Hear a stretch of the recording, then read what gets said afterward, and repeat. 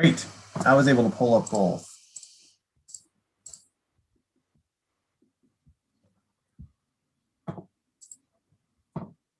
All right.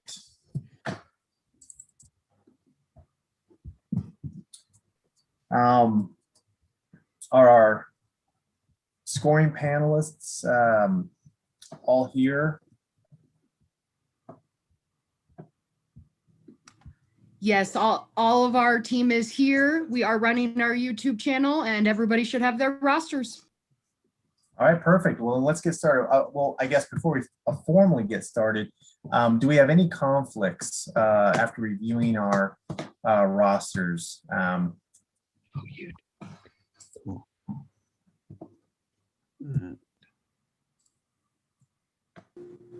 Judge, can we have everyone turn on their cameras just so we can see them?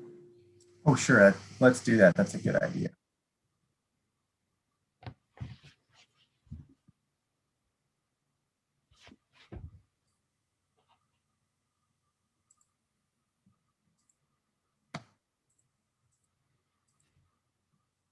No conflict for me. Great. No conflicts for me. None for me. None for me. None for me. Perfect, thank you. I will confirm that we can move on. All right, and we're going to wait to hear from you first, and then we can move forward.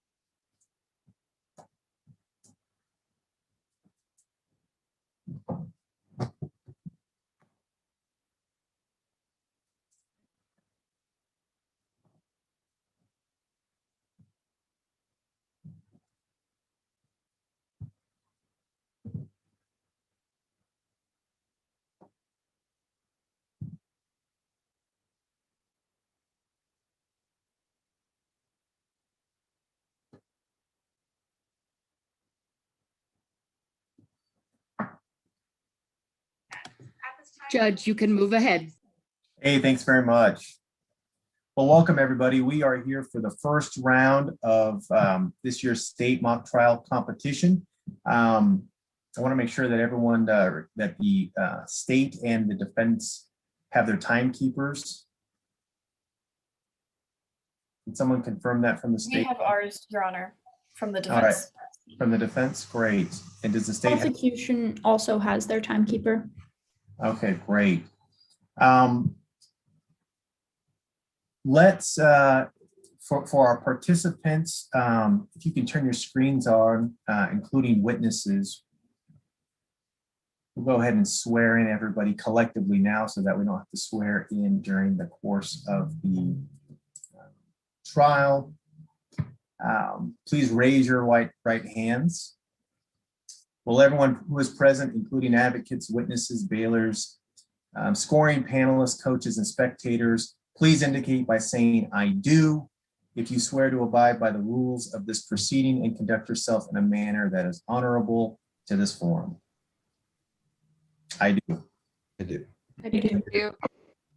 Great. Thank you, everyone. We will now call this case. The court calls the people of the state of Colorado versus Avery Becker, case number 2020 CR 3103. We have entries of appearances for the state. Yes, Your Honor. May we introduce ourselves? Yes, please do. All right. Good afternoon, Your Honor, members of the jury. My name is Katie Dolan, and today I will be conducting the direct examination of Detective Jordan Markowitz, the cross-examination of Professor Blake Van Owen, and presenting the closing argument. My name is Mallory Hobson, and today I will be giving the opening statement and conducting the direct examination of Kyle Kuzak and the cross-examination of Avery Becker. Thank you, counsel. Good afternoon, Your Honor. My name is Remy Peck, and I will be conducting the direct examination of Alex Cifuentes and the cross-examination of Taylor Perkins. Thank you, counsel. For the defense?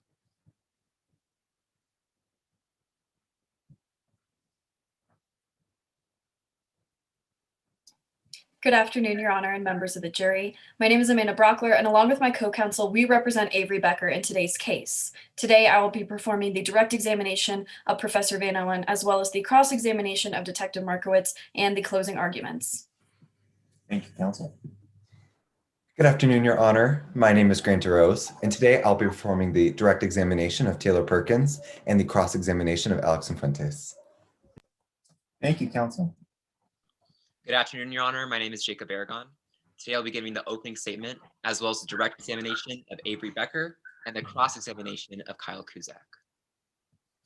Thank you, counsel. All right. Oh, excuse me. At this time, permission for the witnesses to introduce themselves. Yes, thank you. Good afternoon, Your Honor. My name is Amanda Jin, and I am Blake Van Owen. Good afternoon, Your Honor. My name is Hannah Patel, and I am Taylor Perkins. Good afternoon, Your Honor. My name is Delaney Boston, and I'm Avery Becker. Thank you. And let's, how about witnesses for the state? Good afternoon, Your Honor. My name is Stuart Terry, and I am Detective Jordan Markowitz.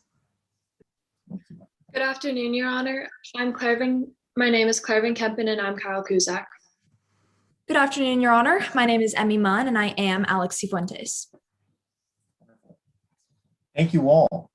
All right. I understand that we don't have any pretrial motions to attend to, but are there any housekeeping matters or preliminary matters that either the state or the defense would like to bring up?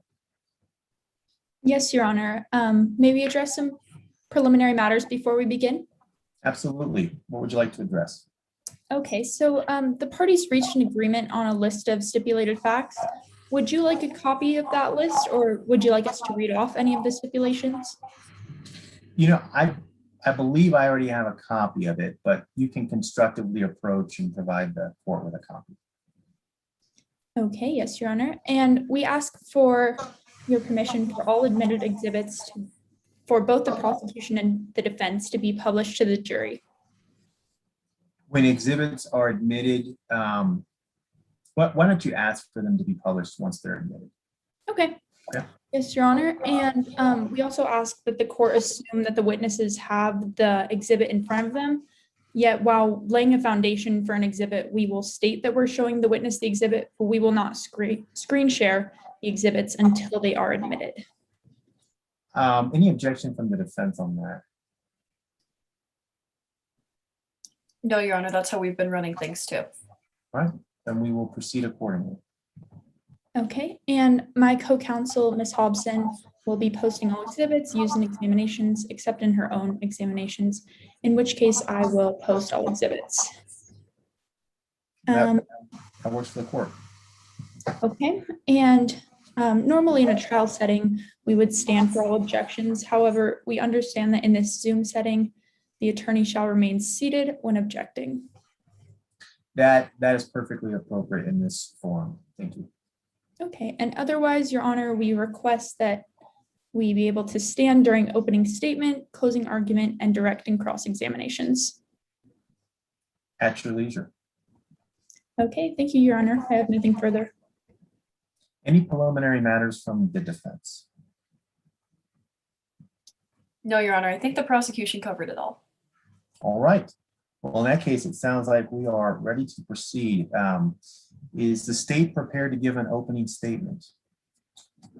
Yes, Your Honor. All right, you may proceed when you are ready. Her heart is nearly thumping out of her chest. Her breaths become faster and faster. Her head is filled with rage and hunger for revenge. She tries the front door, locked. She ducks around the side of the house and into the backyard. She tries the back door.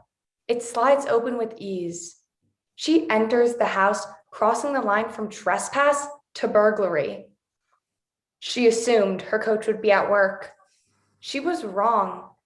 Mackenzie Brackman surprised her. They physically fought, knocking over plates, furniture, scuffing up the floor, until she finally got a hold of the murder weapon, a kitchen knife, and stabbed Mackenzie Brackman.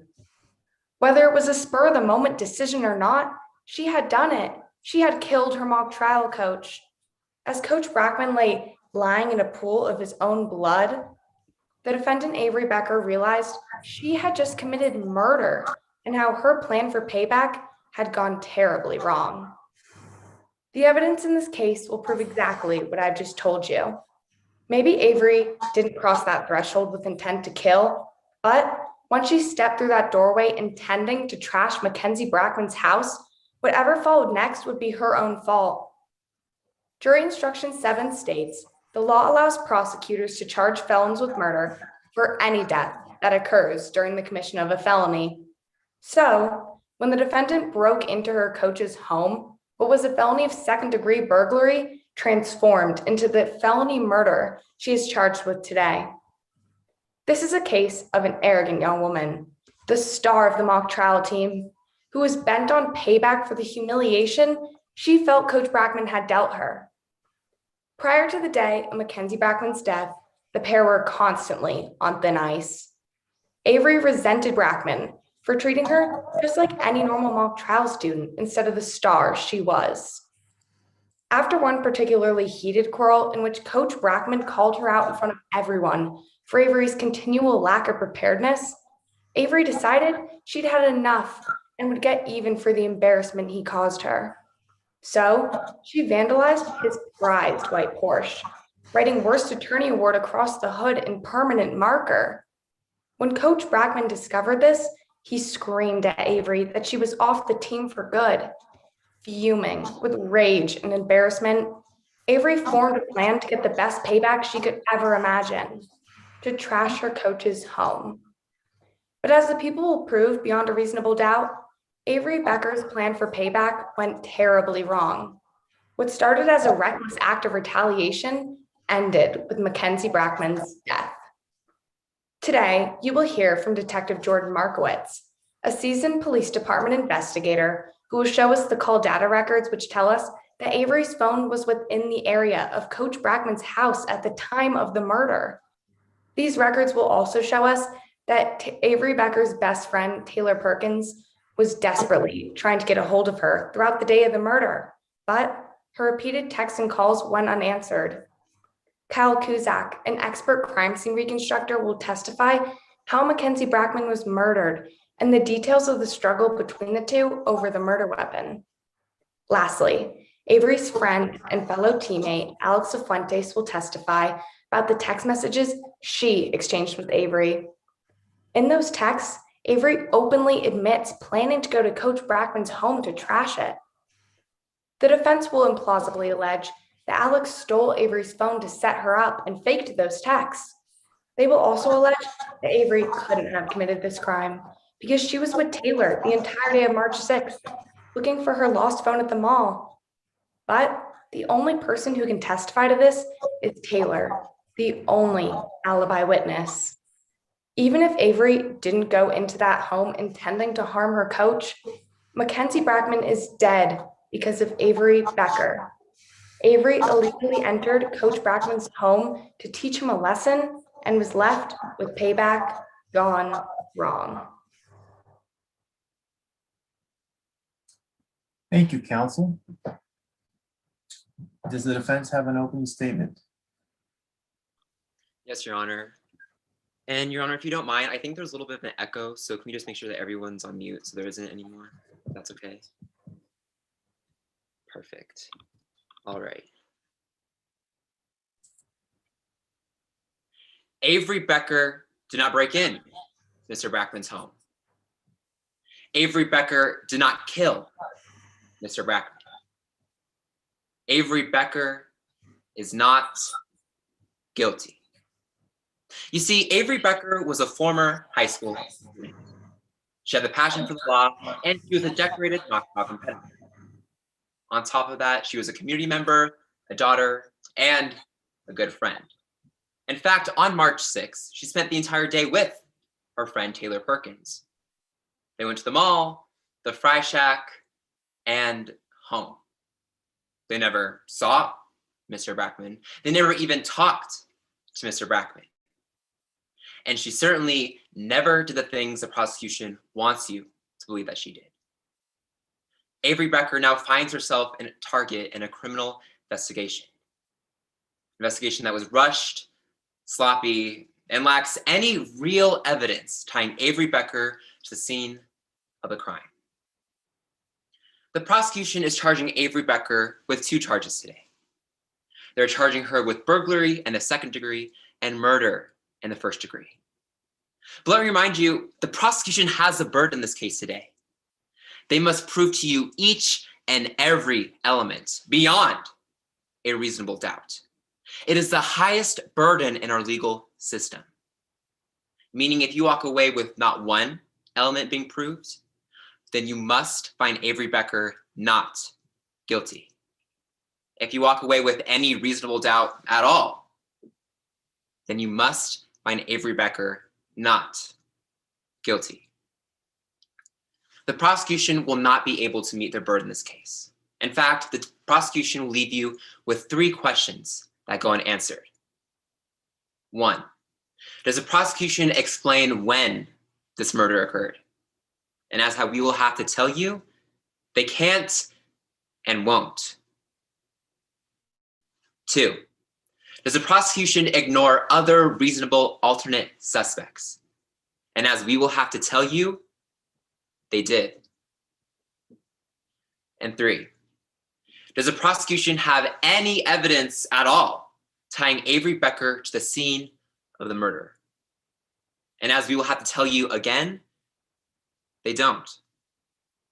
You'll hear from 2 prosecution investigators today. You'll hear from Detective Markowitz, the lead investigator in this case. And she will tell you this case begins and ends with Avery Becker. This was their first and only lead that she found. Next, you'll hear from Detective Kuzak, who reconstructs the crime scene. The prosecution has 2 detectives at the crime scene and no physical evidence to tie Avery Becker to the scene. These investigators did not collect DNA, fingerprints, blood samples, hair follicles, clothing fibers, or any form of evidence that could connect anyone to this crime.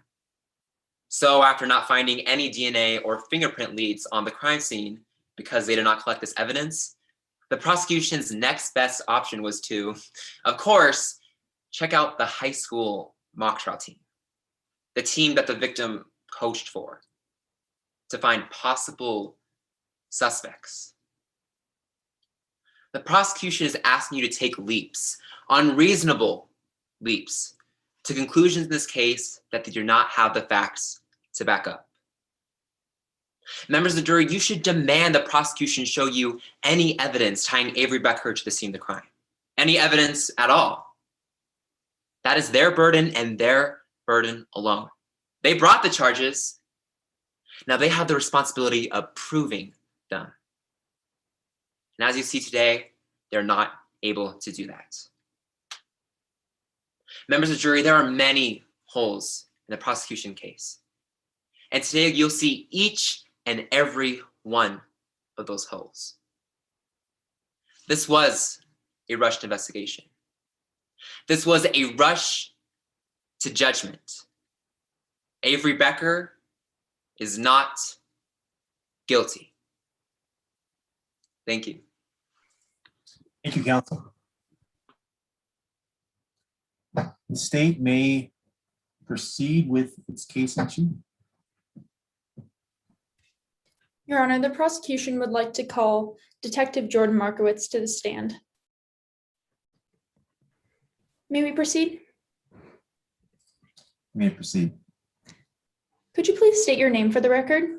Good afternoon. My name is Detective Jordan Markowitz. Detective Markowitz, why are you here today? I'm here to testify as an expert witness in the investigation of the murder of Mackenzie Brackman. What do you do for a living? I'm a homicide detective with the Denver Police Department. How long have you been working for the Denver Police Department? I've been with the Denver Police Department for roughly 13 years, and I've been a detective for 7 of those years. As a detective, do you have any specialized training? Yes, I have a cell phone technology and a forensic data recovery certification from the American Academy of Law Enforcement. What did you learn during the training to receive this certification? I learned how to obtain and interpret cell phone data, including cell tower records, and how to use forensic software to download information off of a cell phone. Do you use this information to form your expert opinions in court cases? Yes, I've downloaded the contents of hundreds of cell phones. I've also obtained and interpreted cell tower data in over 50 cases. Your Honor, at this time, I move for the admission of Detective Markowitz as an expert in the fields of cell phone technology, forensic data recovery, and police investigation. Any objection from the defense? A brief one here, Your Honor. Please proceed. All right. Good afternoon, Detective Markowitz. Good afternoon. I have a few quick questions for you. You have a lot of training and education in the field of cell phone data and analysis. Yes, I did receive a certification. But fair to say, you're not a crime scene reconstruction expert. I am not. You're also not a forensic scientist. No, I'm not, but I did receive a certification to download information off of a cell phone. You're also not a medical examiner. I am not, but I am an expert witness. In fact, you have no medical training at all. I don't. Your area of expertise is really just around cell phone data. Yes. Judge, the defense does not object to this witness being accepted as an expert in the field of cell phone technology and recovery, but we just want to make sure that their expert testimony is limited to solely that field of cell phones and that they're not providing improper expert opinions in the area of DNA analysis, blood spatter analysis, and the like. I'll make sure I'm muted here. Any response from the state? Your Honor, I believe that this expert will not testify to those matters and should be recognized in the fields listed. We're going to, the court is going to qualify this witness as an expert in cell phone technology, police investigations, and the third category for forensic technology based on her education experience and training. So the objection is overruled. However, with respect to DNA analysis, if that testimony comes up specific to that, we can address that objection at that time. You may proceed, counsel. Okay. As the lead detective, what were your responsibilities in investigating this case? So on Friday, March 6, 2020, a passing motorist saw Mackenzie Brackman's body on the porch. Officers first secured the crime scene, and then I responded around 2:20 p.m. Your Honor, let the record reflect that I am sharing a copy of Exhibit 1 with opposing counsel. Permission to show Exhibit 1 to the witness?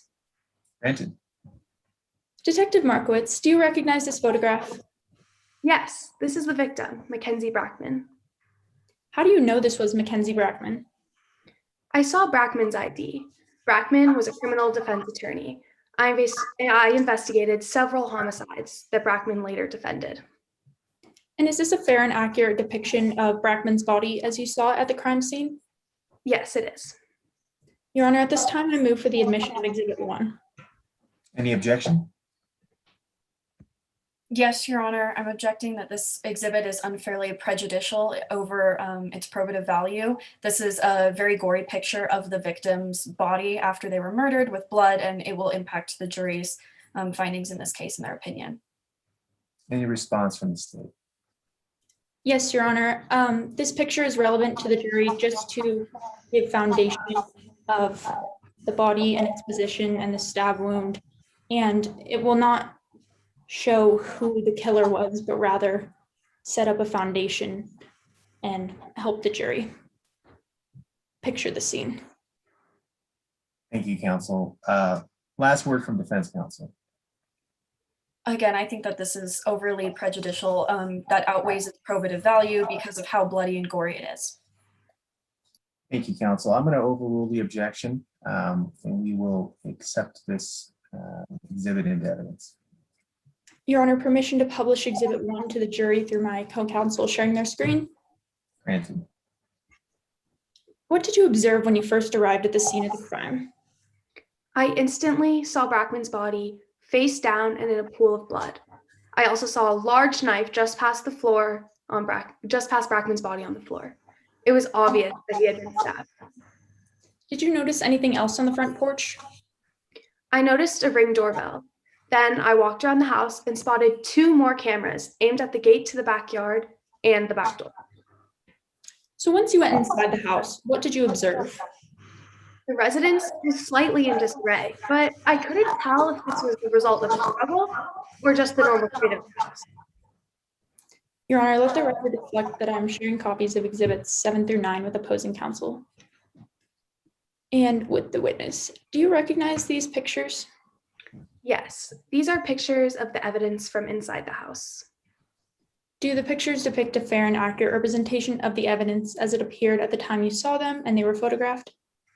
Yes, they do. Your Honor, at this time, I move for the admission of Exhibits 7 through 9. Any objection? No, Your Honor. And they will be admitted. Now, what do these pictures specifically show? I observed a partially open kitchen drawer that contained several knives, a knife block on the counter that had a large empty slot, and a broken plate. What did you do next in your investigation? I downloaded the information for Brackman's phone, obtained account data and passwords for his Ring account, and logged into his account. What did you obtain from his Ring account? I obtained the 4 videos that captured the intruder. Let the record reflect that I'm sharing copies of Exhibits 10 through 13 with the opposing counsel and the witness. Do you recognize these exhibits? Yes, these are the videos that I obtained from Brackman's Ring account. Are these videos a fair and accurate representation as you saw them on Brackman's Ring account? Yes, they are. Your Honor, at this time, I move for the admission of Exhibits 10 through 13. Any objection? No, Your Honor. All right, they will be admitted. What do these videos specifically show? The intruder was wearing what looked like a Halloween mask and gloves. The intruder first tried the front door, but it was locked. They then entered the backyard through the gate and entered the residence through the unlocked back door. Lastly, the intruder ran out of the front door. What did you conclude from these videos? It was a burglary gone wrong. Did you consider who would have wanted to break into Brackman's house? Well, since he was a criminal defense lawyer, it made sense that this could have been an angry ex-client. Even though this may have been an unlikely scenario, I need to weigh all options and not jump to conclusions. I always follow the evidence and go where it takes. So what evidence did you turn to at this point? I looked at Brackman's phone and I saw tremendous amounts of text and emails related to something called mock trial. How was Brackman related to mock trial? I found out that Brackman was a high school mock trial coach for Colorado High School. Did it seem likely that Brackman's mock trial activities had anything to do with his death? No, it seemed highly unlikely.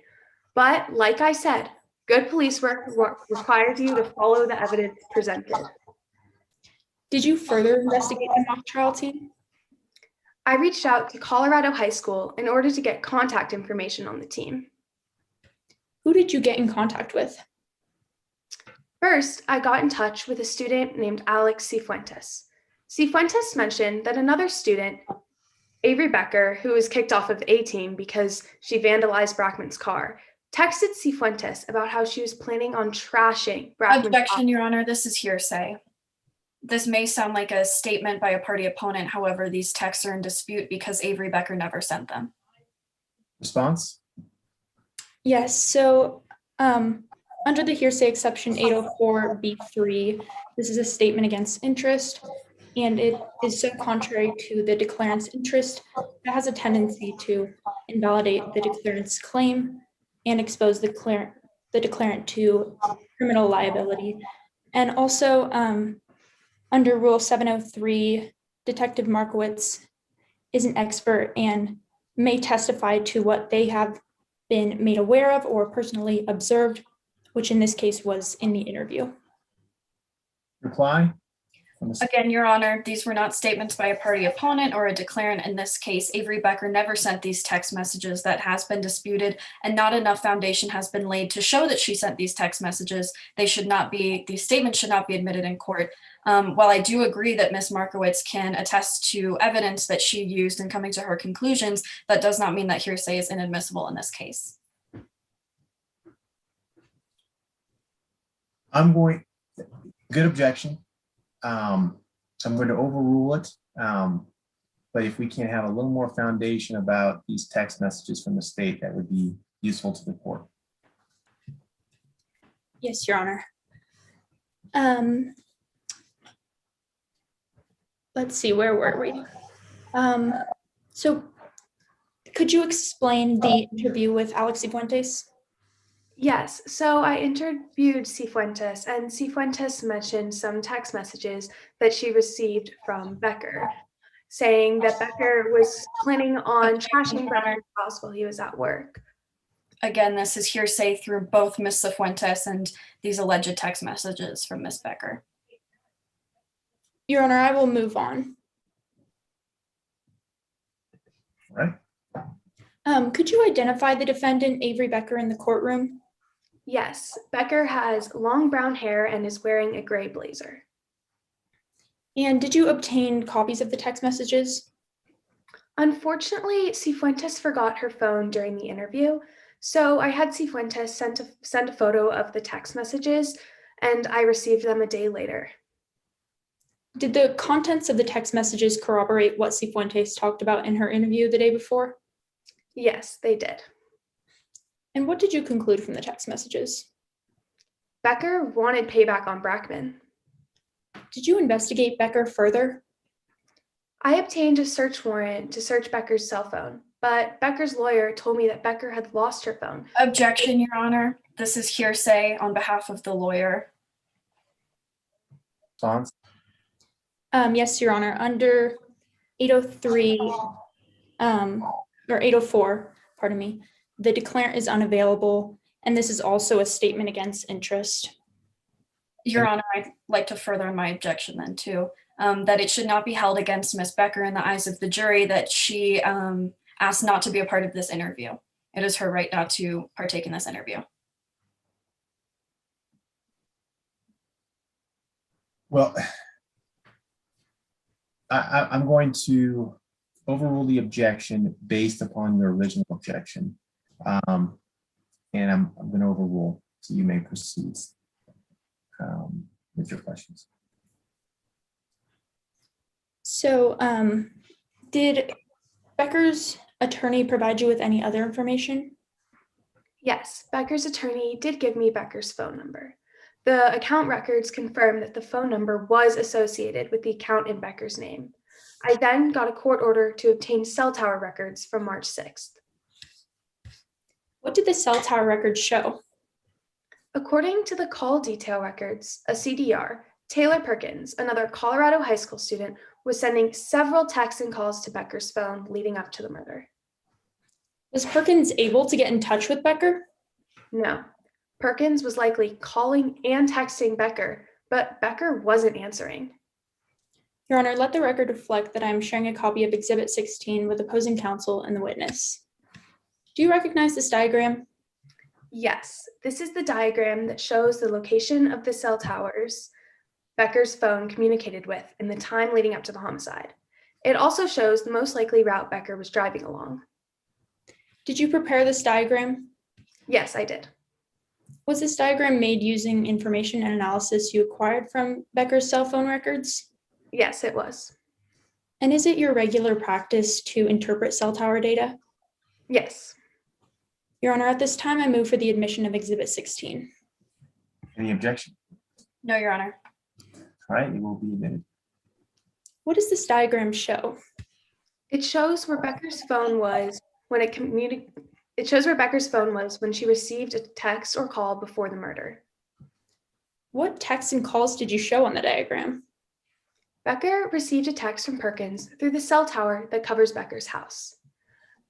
Perkins sent another text and the location showed Becker driving to Brackman's house. And the last call and text came from the cell tower by Brackman's house. All activity on Becker's phone stopped roughly 3 minutes after the last text from Perkins. What do you conclude happened to Becker's phone? I conclude Becker's phone was turned off completely after the murder and likely destroyed and disposed of later. Based on your expert opinion, what do you conclude the CDR data indicates? Becker was at Brackman's house during the time of the murder. Thank you. No further questions. Thank you, counsel. Any cross-examination? Yes, Your Honor. Good afternoon again, Detective Markowitz. Good afternoon. As a detective, especially a lead detective, you know that it's important to do a thorough investigation. Yes, I do. To follow all appropriate leads. Yes. And to identify and collect all relevant evidence. Yes. So now let's talk about what you did and did not do in your investigation. In this case, we know that the intruder tried entering through the front door. Yes. But ended up entering through the back door. Yes, because the front door was locked. Yet you did not have those doors checked for fingerprints. The intruder was wearing gloves. And you didn't have those doors swabbed for DNA. As I said, the intruder was wearing a mask and gloves, as you can see in the ring videos.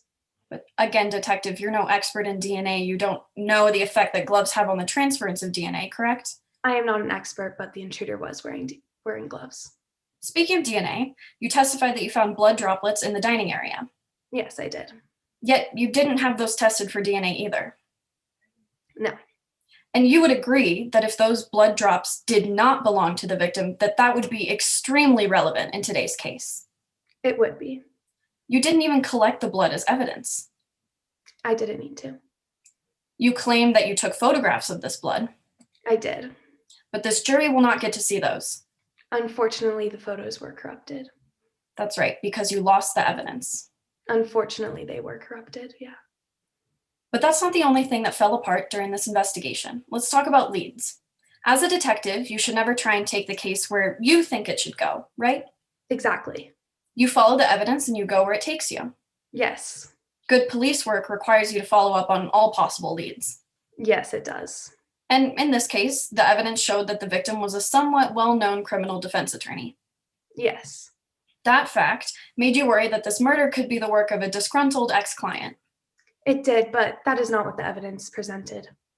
And that it was highly unlikely that the victim's mock trial activity had anything to do with it. Like I said, these were my initial instincts, but this is not what the evidence showed. But detective, that's a yes, it was highly unlikely? Yes, but that is not what the evidence showed. But you did nothing to look into the victim's former clients. I didn't need to. Instead, what you did was contact the local high school to get the names of all of the mock trial students the victim worked with. Yes, I did. Again, even though that theory was highly unlikely. Although asked and answered. Oh, Your Honor, I think you're muted. Sorry about that. I'm going to overrule the objection. Again, detective, that theory was highly unlikely. This was my initial theory, but this is not what the evidence presented. But detective, that's a yes, this was highly unlikely. Yes, but I did follow the evidence. Now, how many students are on that mock trial team, detective? There are, I do not remember exactly how many students there are, but I did contact a few of them. Okay, detective. As an officer, you attended a police academy, correct? Yes, I did. And in that academy, they teach you report writing skills. Correct, detective? I think she might be frozen. Yeah, she's frozen. We'll give her about 30 seconds, see if we can pop her back in. Okay.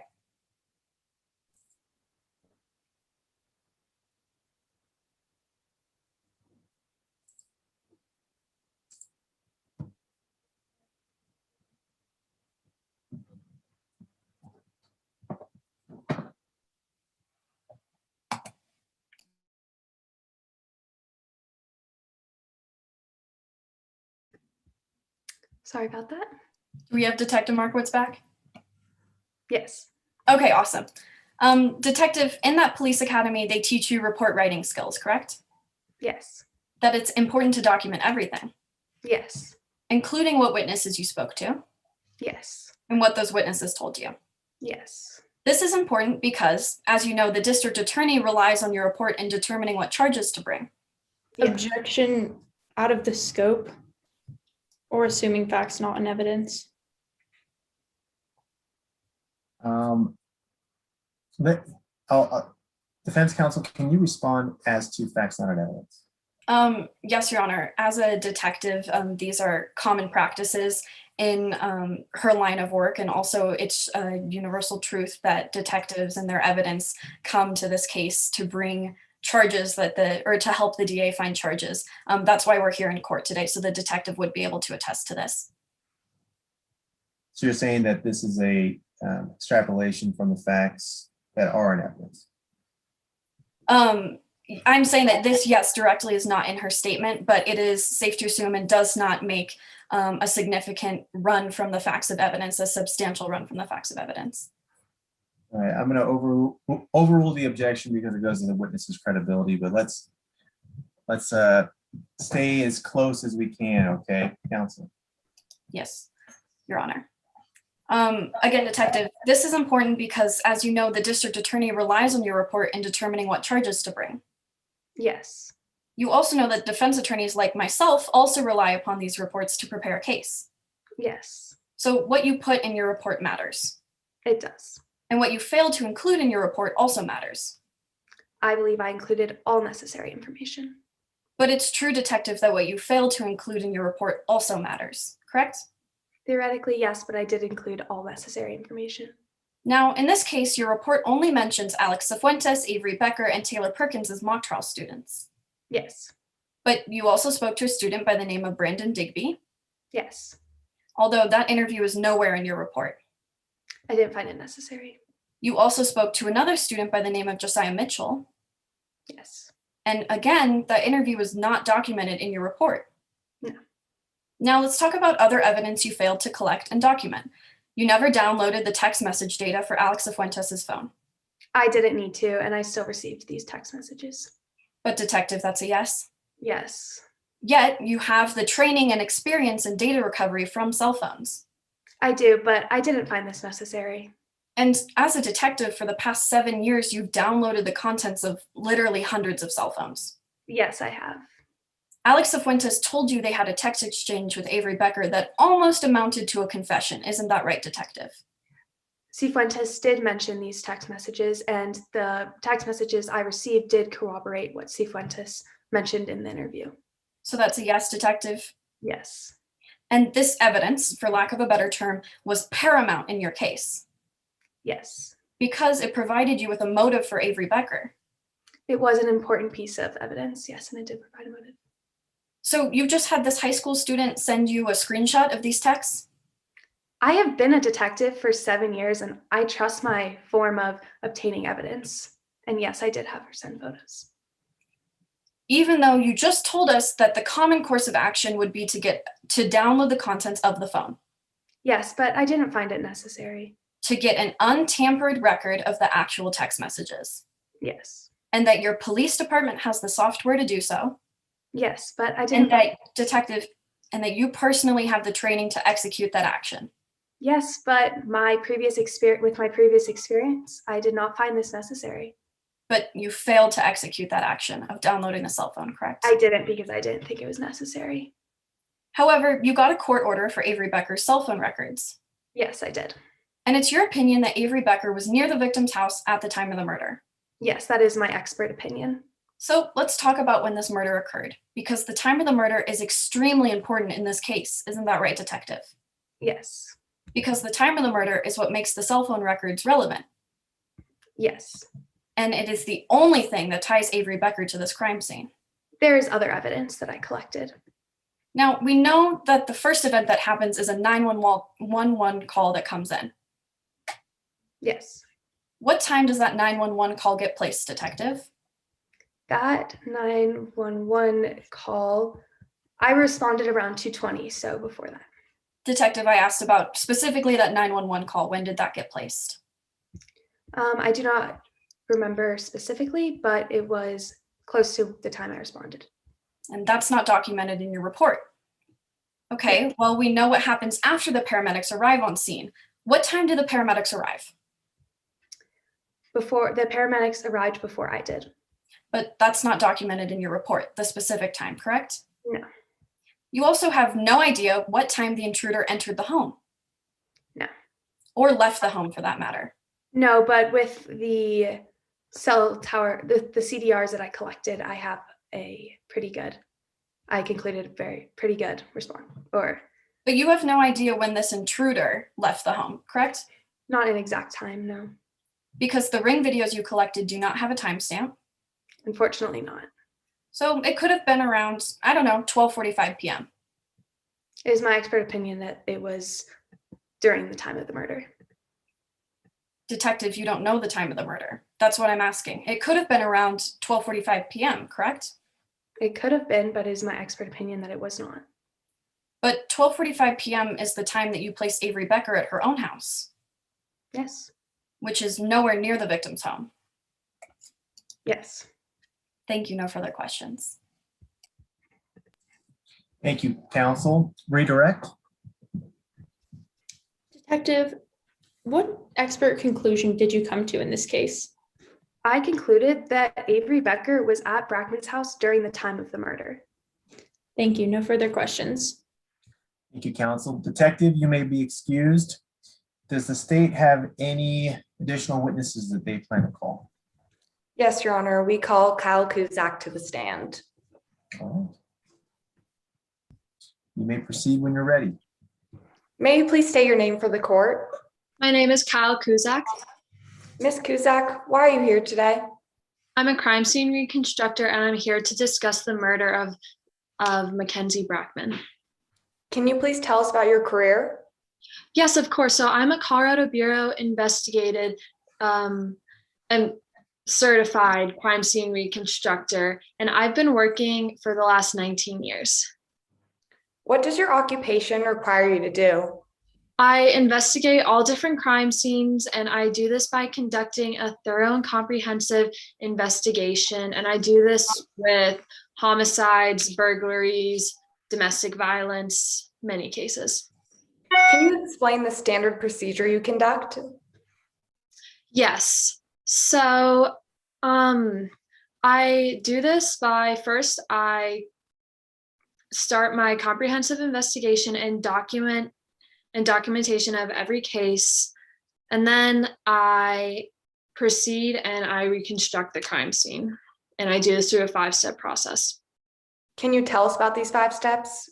Yeah, so first I go through the process of recognition and documentation. Then I collect evidence. I then evaluate said evidence and formulate and test my hypothesis. And finally, I reconstruct the crime. Your Honor, at this time, I tender Ms. Kyle Kuzak as an expert witness in crime scene reconstruction and investigation. Any objection? Brief order, Your Honor. You may proceed. Thank you. Good afternoon, Investigator Kuzak. Good afternoon. Just to be clear, you're not a police officer. No, I'm a crime scene reconstructor. Right, and you never have been a police officer. No, I have only worked for the last nearly 2 decades as a crime scene reconstructor. So you've never gone through the police academy? No, I don't need to. That's actually not required to be a CSR. We have very different training. You've never responded to a call for service as a patrol officer? No, I believe, I'm not 100% sure what training that requires, but it's not what I'm certified to do. And you've never led an investigation as a lead detective? No, I never have because I'm a crime scene reconstructor, not a detective. Likewise, you don't have any specific training in forensic cell phone data analysis. No, because I am not required to have that training.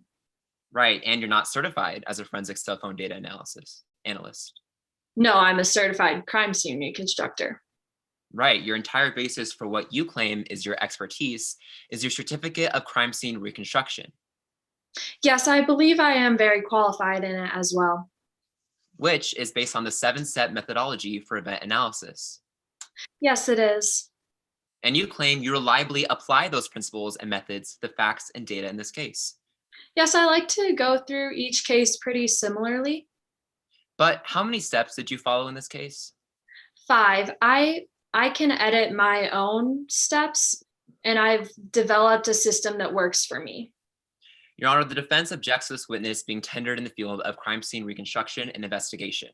First, this witness lacks the requisite training and experience required under Rule 702. They have no formal training in any areas of crime scene investigation, and their only basis of knowledge comes from a certificate in which they call crime scene reconstruction. But more importantly, in order for a witness to testify as an expert, they need not only base their opinions on reliable scientific principles and the methods, but they must apply those same opinions and scientific methods to the case at hand. And this witness has already demonstrated through the voir dire that they did not follow the 7-step method. Therefore, their opinions are invalid. Response from the state. Your Honor, I am not admitting Ms. Kuzak as a police officer, but rather a CSR, which she has had 2 decades of experience in, which I believe makes her qualified to testify as an expert. Counsel, thank you for the objection, but I'm going to overrule it based on 20 years of experience and the training that the witness has testified to. She will be accepted by the court as an expert in crime scene reconstruction and investigation. Thank you. Counsel. Your Honor, I'm sharing with my opposing counsel what has been marked as Exhibit 17. Permission to share with my witness? Granted. Can you tell me what this is? This is a copy of my witness and evidence tracking sheet and flowchart. Did you prepare this document? Yes, I did. Was this document made near the time of the murder? Yes. Was this document made using information and analysis you acquired in your reconstruction of the crime scene? Yes, it was. Is it your regular practice to make a document like this one? Yes. Your Honor, at this time, we move for the admission of Exhibit 17 into evidence. Any objection from the defense? No objections, Your Honor. Without objection, it will be admitted. Permission for my co-counsel to publish with the jury? Granted. Thank you. Ms. Kuzak, can you elaborate on your witness tracking sheet and flowchart? Yes, it summarizes the main points of information from all the witnesses and suspects' testimonies. Did you visit the crime scene? Yes, I did. And after visiting the crime scene and reviewing the evidence, did you draw any expert conclusions? I believe I did. So a person with a similar height and build as the defendant entered Mr. Brackman's porch and continued onto the south side of his residence where they were caught on a security camera and then entered the home using the back door. Where in the house did you investigate? Everywhere, but I made a lot of discoveries in the back of his house. What were these discoveries? There were scuff marks on the kitchen floor near the back door, which suggests that there was a sort of struggle between the intruder and the victim. There was also a broken plate, which would have likely broken during this said struggle. Did you notice anything else while investigating throughout Mr. Brackman's home? Yes, the knife the victim was stabbed with was from a different set of knives than the ones in the block. Your Honor, I'm sharing with my opposing counsel what has been marked and previously admitted as Exhibits 7 and 8. Ms. Kuzak, are these the photos that helped you draw conclusions of the murder weapon? Yes. What were these differences you previously mentioned? Well, the knife that the victim was stabbed with was from a Chicago Cutlery chef's set, and the knives in the block were from a J. Henkel set. What expert conclusions did you draw from these? Well, I believe that the victim looked for something to use in self-defense against the victim, and they looked in the knife drawer, but then decided to take one out of the knife block. Now I'd like to talk to you about the autopsy report. Your Honor, I'm sharing with my opposing counsel what has been marked as Exhibit 19. Permission to share with my witness? Granted. Can you tell me what this is? Yes, this is the official autopsy report of Mackenzie Brackman. Is this the same report you received while conducting your investigation? Yes, it is. Your Honor, I move to admit Exhibit 19 into evidence. Any objection? No objections, Your Honor. Without objection, it will be admitted. In your expert opinion, what did you conclude from this report? The victim was stabbed only once near in his shoulder blade, and I do not think that Mr. Brackman and the intruder were engaged for a long period before he was fatally stabbed. What is the final conclusion you drew from this? It seems like after the victim approached the intruder, they fought, and that was what led to the signs of a struggle, like scuff marks and a broken plate. What do you think about the victim's awareness of the intruder at the time?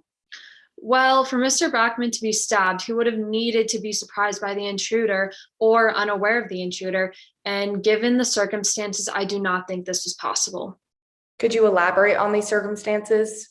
Sure. So with the door opening and the ring alerts, the victim was surely aware. And the theory that the victim was stabbed at the kitchen table does not explain the scuff marks near the back door, the broken plate, the open knife drawer, or the empty slot in the knife block. Finally, in your expert opinion, what happened in this case? In my expert opinion, I think that it was an attempted home invasion that went wrong and led to the death of Mackenzie Brackman. Thank you, Ms. Kuzak. I have no further questions. Thank you, counsel. Cross-examination? Yes, Your Honor. Investigator Kuzak, before you tackle your opinions, let's first be clear on what you did and did not do in this case. You claim that you conducted a thorough, comprehensive investigation. Yes, and I really think I did. But you are not part of the initial investigation. No, that's not what I do. You did not aid in the collection of evidence. No, I did not. You did not interview any witnesses. No, that's not a part of my job. You simply read the reports of the investigators. I read the reports and drew conclusions based off all the evidence I'm provided with.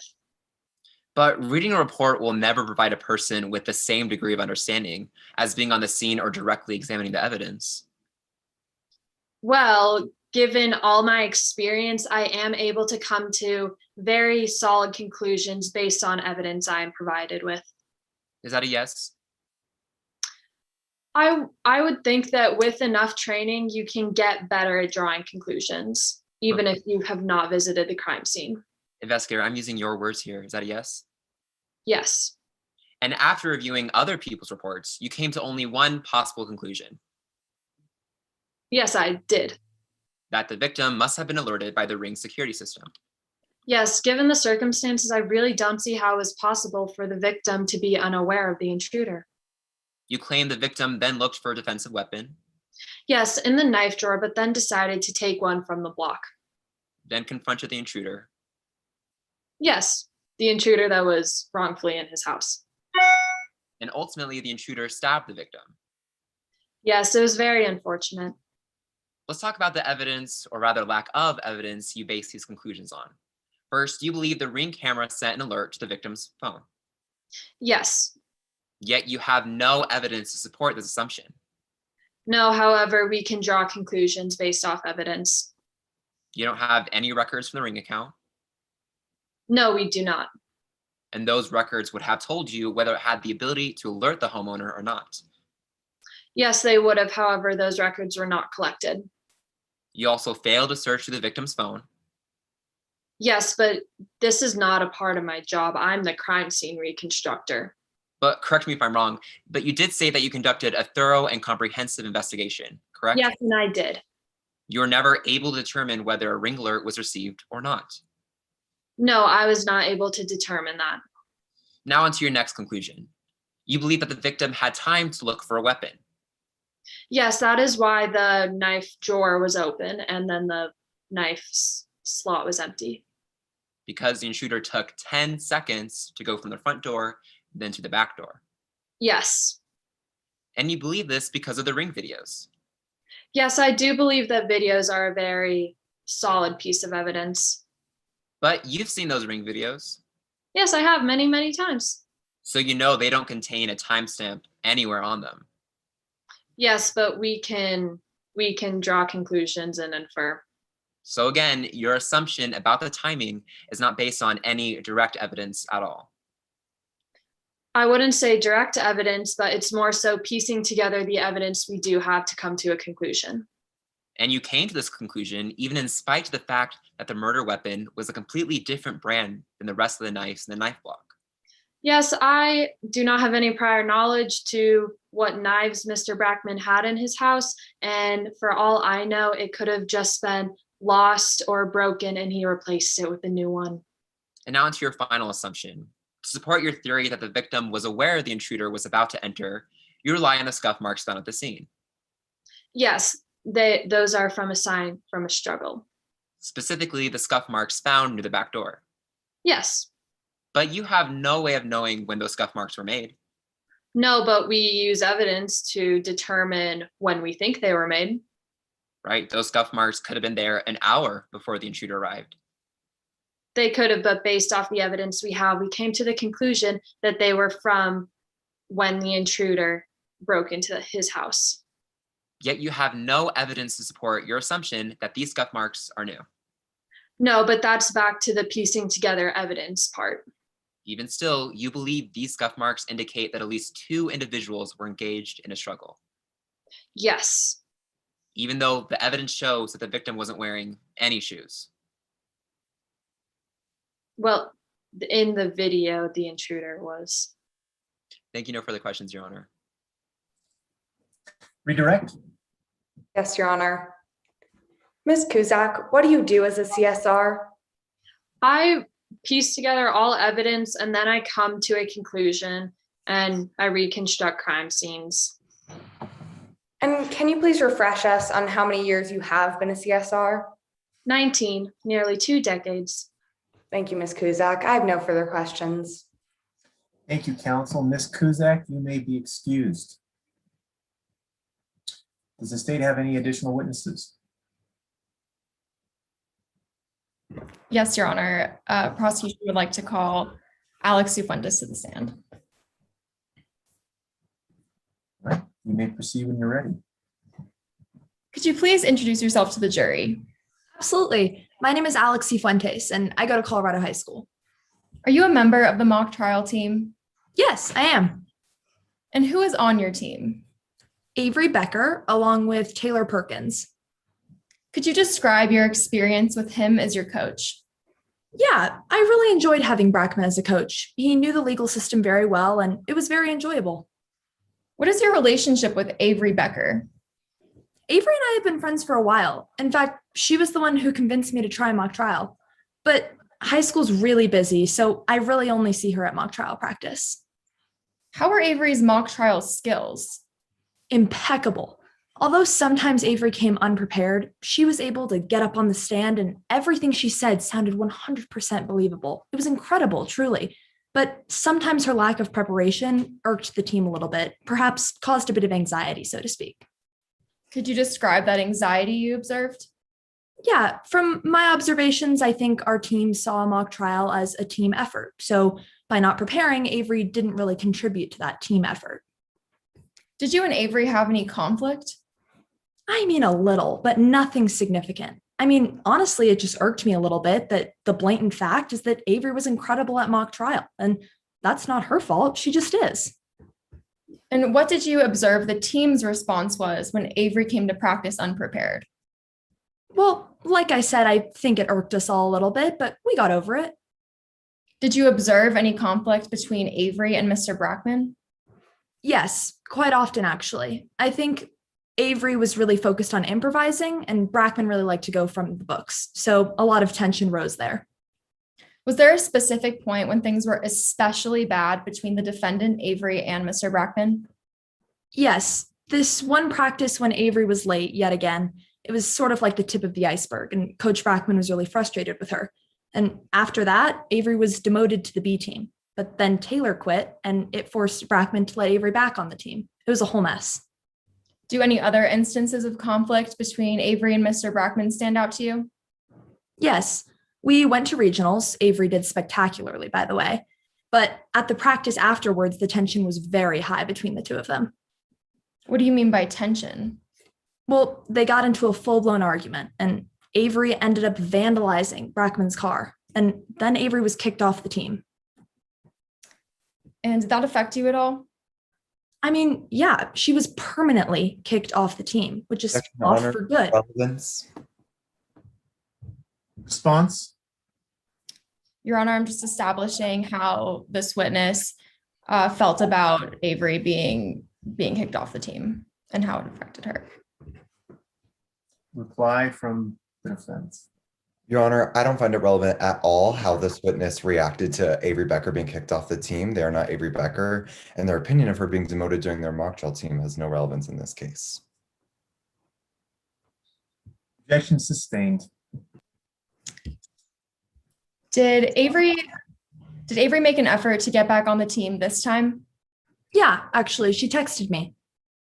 So you and Avery texted back and forth that day? Yes, that's correct. What did you learn from these text messages? I basically learned that Avery had a plan of breaking into Brackman's house while he was gone. I was astonished. Your Honor, I'm showing opposing counsel what has been previously marked as Exhibit 14, permission to show Exhibit 14 to the witness. Granted.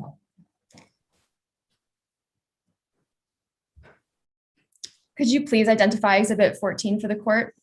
Yeah, so these are the text messages between Avery Becker and I. Were these text messages exchanged between you and Avery from your personal phone? Yes, they were. And are these the texts you gave to Detective Markowitz? Yes. Is this an accurate representation of the text between you and Avery? Yes, 100%. Your Honor, I move to admit Exhibit 14 into evidence. Any objection? Yes, Your Honor. We do not concede that these text messages coming from the defendant, that they do not fall under any hearsay objections. This is hearsay, and the prosecution has not laid any proper foundation as to prove that these did come from the defendant. They are in dispute. So my objection is to hearsay, Your Honor. I'm sorry. I don't know if that was clear. No, that was perfectly clear. Response?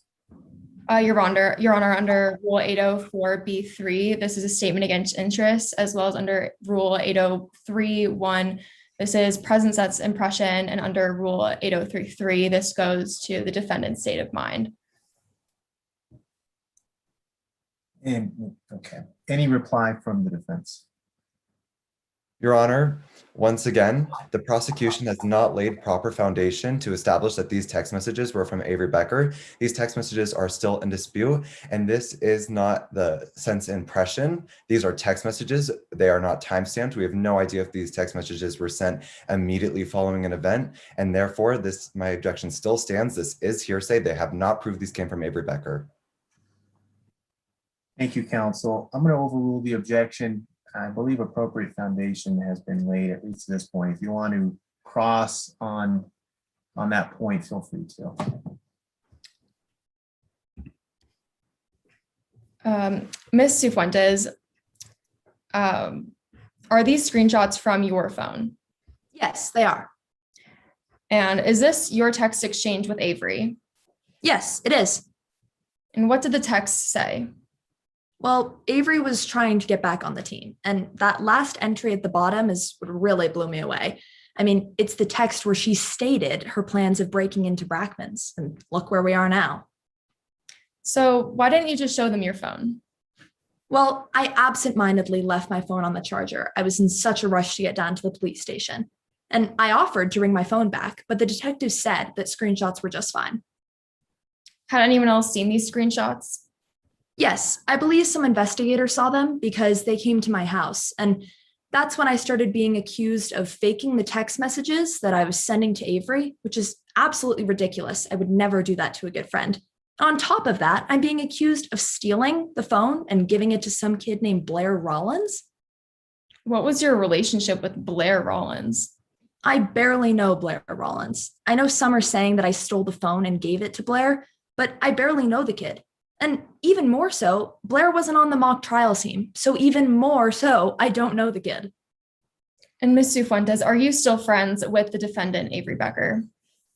You know, it's sad because we used to be really good friends, but these circumstances have made it really difficult. And based on what she said to me and based on what she did to the car, she killed him. Thank you, Ms. Cifuentes. No further questions. Thank you, counsel. Cross-examination? Yes, Your Honor. Good afternoon, Ms. Cifuentes. Good afternoon. Before we talk about your time in the mock trial team, I want to understand your relationship with Avery Becker a little bit better.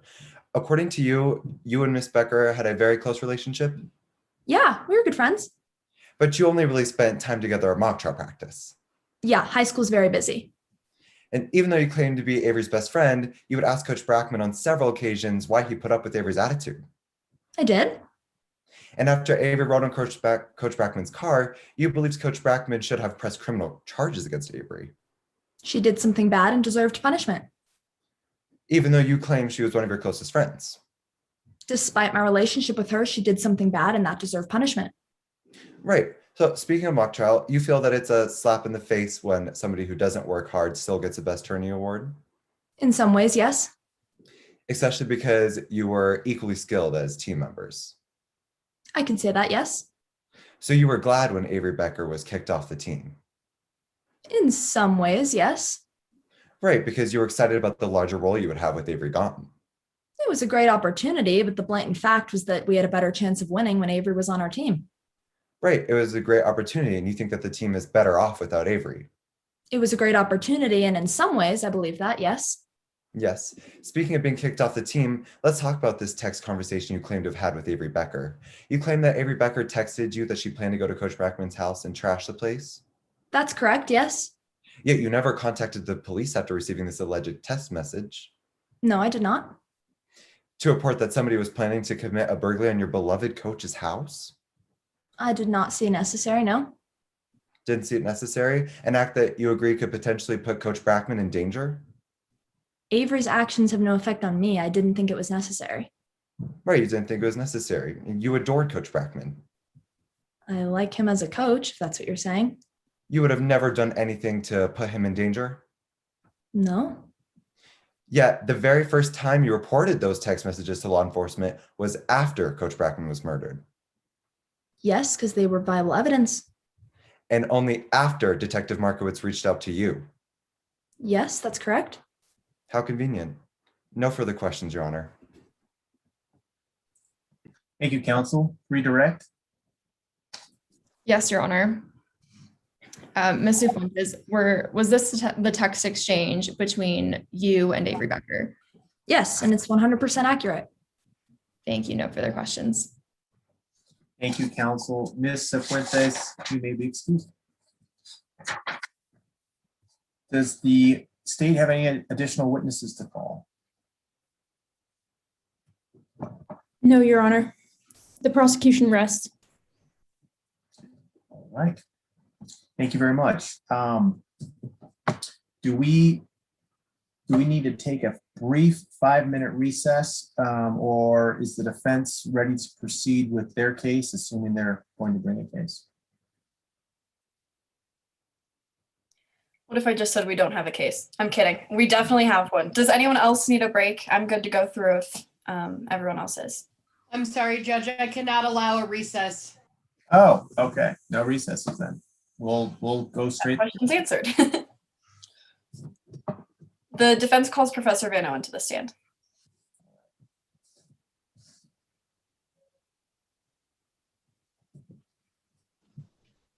You may proceed when you're ready, counsel. All right. Good afternoon, Professor. Good afternoon. Please introduce yourself to the jury by telling us your name and spell your last name for the court reporter. My name is Blake Van Owen, Vanowen. Before we get to know you a little bit better, let's find out why you're here today. What is your relation to this case? I was hired by the defense to review the evidence and render an opinion as to how this crime occurred. Before we get to your opinions, let's start by talking about your background. What do you do for a living? I'm a private investigator, a professor, and I often testify as an expert witness in police procedures. Tell us about your educational background. I got my master's degree in English in 2004 from the University of Colorado in Boulder. And about 10 years later, I got my master's degree in criminal justice from Ashford University. That's a pretty big gap between your bachelor's and master's degree, Professor. What did you do in between? I became a police officer with the Aurora Police Department from about 2005 to 2006. And after I left APD, I worked in various other areas of law enforcement. Give us some examples. I worked as a school resource officer, a private security guard, and finally as a private investigator, which is what I do now. You mentioned earlier that you're a professor. Tell us about that. I currently teach a course on police procedures as an adjunct faculty member at the Colorado Community College of the Rockies, and for the past 5 years, I've also taught a course at CU Denver in police practices and social justice. You also mentioned that you often testify as an expert witness. What areas have you testified as an expert in? I've testified as an expert witness in the areas of police practices, use of force, false arrest, and general police investigation tactics, as well as crime scene reconstruction, cell tower analysis. Are you compensated for your work as an expert witness? Yes, I am. This is my career. How much are your fees? I charge about $225 an hour for my for my investigation work and research, and about $450 an hour for my time spent testifying. What courts have you testified in as an expert? I've testified in the U.S. District Courts in the districts of Colorado, Arizona, and Kansas, as well as the state courts in Colorado, Wyoming, Nebraska, and New Mexico. How many times have you testified as an expert? In over 100 cases, at least. You mentioned before that you were hired by the defense team to render an opinion in this case. Were you able to do that? Yes, I was. What did you rely upon in reaching your opinions? I've reviewed the autopsy reports, the police reports, the crime scene reconstruction conducted by Kyle Kuzak, as well as the cell tower reports and exhibits prepared by Detective Markowitz. Are your opinions the products of reliable principles and methods? Yes, they are. And did you reliably apply those principles and methods to the facts of this case? Yes, I did. At this time, the defense moves to tender Professor Blake Van Owen as an expert in the field of crime scene investigation to include cell tower analysis and general police investigation tactics pursuant to Rule 702. Any objection? Permission to voir dire, Your Honor. Granted. Professor, you obtained your bachelor's degree in English at CU Boulder. That's correct. After that, you only served as a police officer for the Aurora Police Department for 9 months. Correct. Nevertheless, you consider yourself an expert for a job that you quit. That's correct. I mean, I have other experience in training, and I've worked in various other areas of law enforcement. And you were never the lead detective of a homicide? That's correct. Nor a robbery? Correct. You were never the lead investigator in any case, for that matter. I am a private investigator, so that is my career and what I do now. But when I was working with the police department, no. And you also never testified as an expert when you were a police officer? Not when I was a police officer, but I've testified as an expert in over 100 cases. And you didn't complete any advanced training through the police department? I'm not sure what you mean by that. So all of your opinions on police procedure and tactics are based solely on your 9 months of training? I wouldn't say so. I've worked in various other areas of law enforcement, and again, like You were only a police officer for 9 months. That's correct. Your Honor, the prosecution objects to the expert being admitted in the field of general police practices, since the expert was only a police officer for 9 months and has little experience in the field. Response? Yes, Your Honor. While this witness was only a police officer for 9 months, she also served in various other forms of law enforcement, such as a school resource officer, which is another form of police officer, as well as a private investigator that she does now. She also teaches a course at a local college about police procedure and tactics. So and has been qualified as an expert witness in this field in over 100 courts around the nation. So she should be found as an expert in these fields. Any reply? She still only has, while she can testify to the other matters, she herself was only a police officer for 9 months and cannot testify to the police practices very well. Counsel, thank you. While this is a close call, I'm going to overrule the objection, and I think your challenge goes to weight as opposed to admissibility. So feel free to explore that further on cross-examination. Thank you. All right, Professor, let's turn now to your investigation. What conclusions did you draw from the evidence? I came to 3 conclusions. The first, this was not a burglary gone bad. This was a premeditated and intentional murder. The second, there's no evidence tying Avery Becker to this crime. And the third, this police investigation was incomplete and therefore unreliable. All right, let's talk about each of those conclusions, starting with the first. What led you to believe that this was not a burglary gone bad? Well, one of the key pieces of Investigator Kuzak's theory is that there was a struggle between the intruder and the victim based on the scuff marks found at the scene of the crime. And that's it. That is the only piece of evidence that Investigator Kuzak provides for that claim. So what's the problem with that? Well, we simply have no idea when those marks were made. They could have been 2 months, 3 months before. Heck, they could have even been there 6 months before. We simply have no idea when or how those marks were made. Do we know if the scuffle was caused by a kerfuffle? No, we do not. What else led you to the conclusion that this was a premeditated murder? The murder weapon. What about the murder weapon? Based on the evidence, I believe that the intruder brought the knife with them to the scene of the crime. If you believe that the intruder brought their own knife, how do you believe the victim was stabbed? It's my opinion that the victim must have been sitting down and the intruder must have come up from behind the victim and stabbed them from behind. How do you conclude that the intruder came up from behind the victim when we heard testimony that the victim was alerted by the Ring app? Well, the prosecution assumes that the victim was alerted to the intruder coming into the house because of the Ring security system sending an alert to the victim's phone. However, we have no evidence of that. I personally have a Ring doorbell and you can turn off notifications like that. Detective Markowitz has not put forth any evidence as to whether or not the victim had the notifications turned on, whether the victim even received such a notification, and frankly, whether the victim even had his phone on him at all. Moving on to your second issue with Detective Markowitz's investigation, you indicate that there's no conclusive evidence tying Avery Becker to this crime. How did the detective tie Avery Becker to this crime then? Detective Markowitz relied solely on the cell phone records of Avery Becker on March 6, 2020. Is there a problem with that? Yes, there are many problems with that. Like what? Well, first, it's important to understand that cell phone records show the possible location of a cell phone, not of a person. So, for example, if you left your phone in a cab and someone were to check your cell phone records for that night, it would simply show the location of the cab's route and not you because you were nowhere near your phone. Was there any evidence that Ms. Becker had her phone on her on March 6th? No, in fact, Detective Markowitz was presented with evidence that Avery Becker did not have her phone on the day of the murder and she had lost it the day before. Even if Ms. Becker had her phone on her, would you then rely on the cell phone records? No, it's also important to understand that cell phone records are not like GPS. They're not as accurate. What do you mean? Well, there are 2 reasons. One, cell towers cover very large areas. Some can cover over 100 square miles. And 2, cell phones are programmed to connect to the best tower for connection, which isn't always the closest tower to the cell phone. How does that affect the reliability of Detective Markowitz's opinion?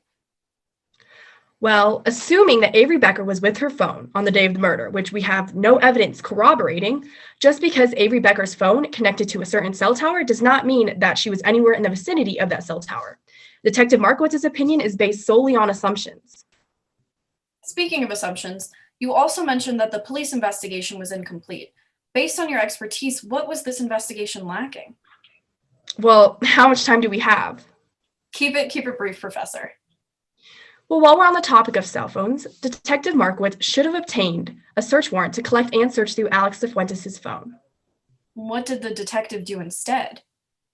Detective Markowitz simply accepted a screenshot of the alleged text conversation between Avery Becker and Alex Cifuentes. Any reputable cell phone expert would know that this is unreliable.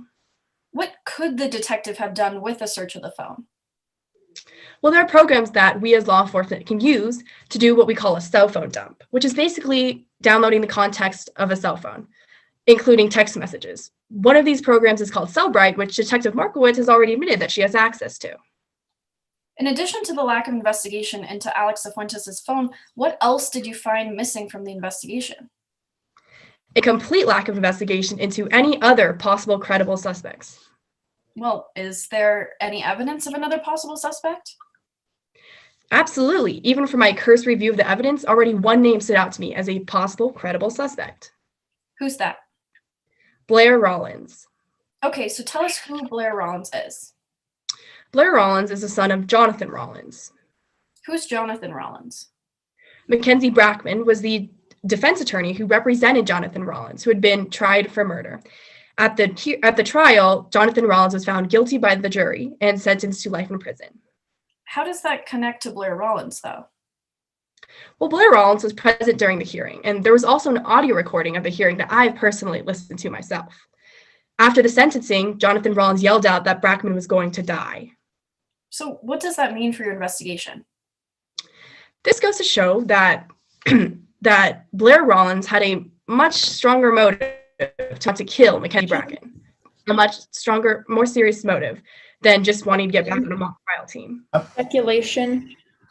Under Rule 704B, in criminal cases, the expert may not testify as to whether a person had this state of mind to commit a crime.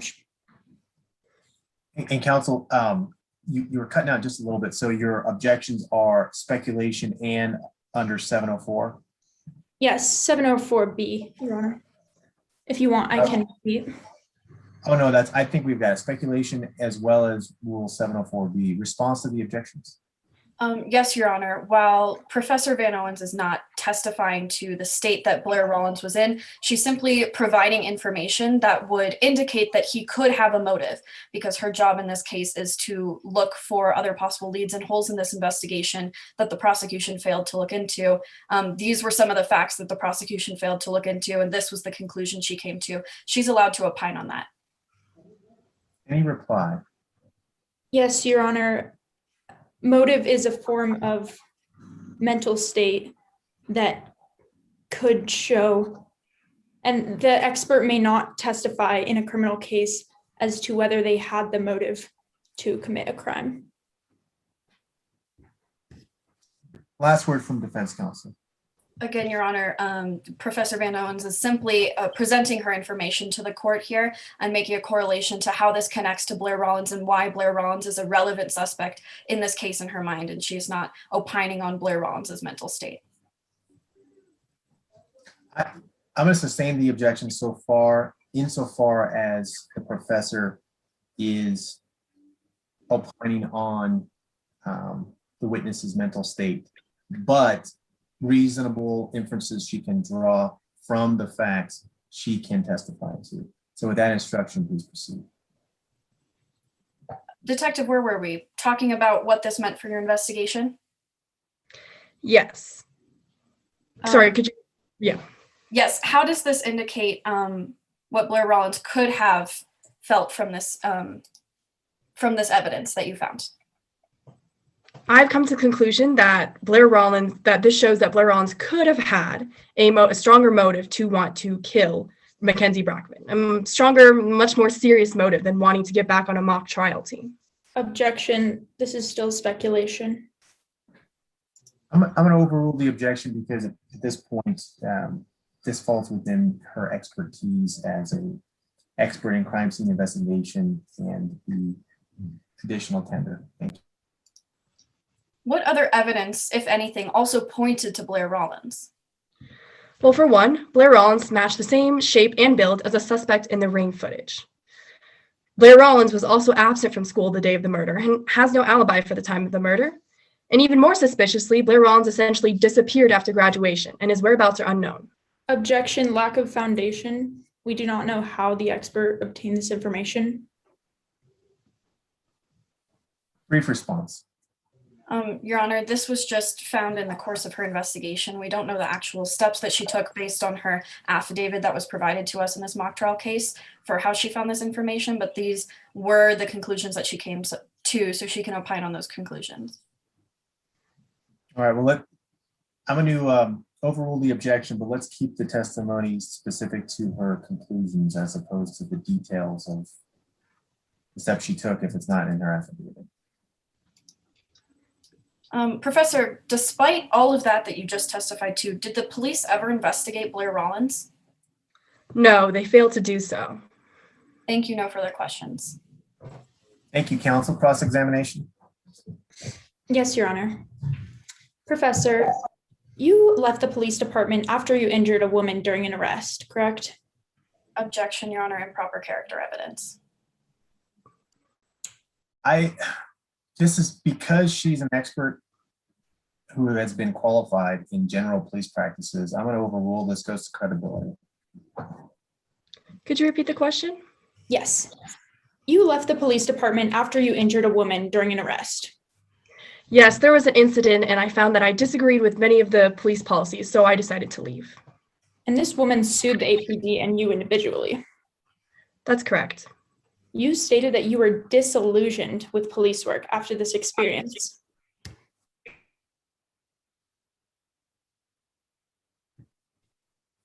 Professor, I think your internet cut out for a second.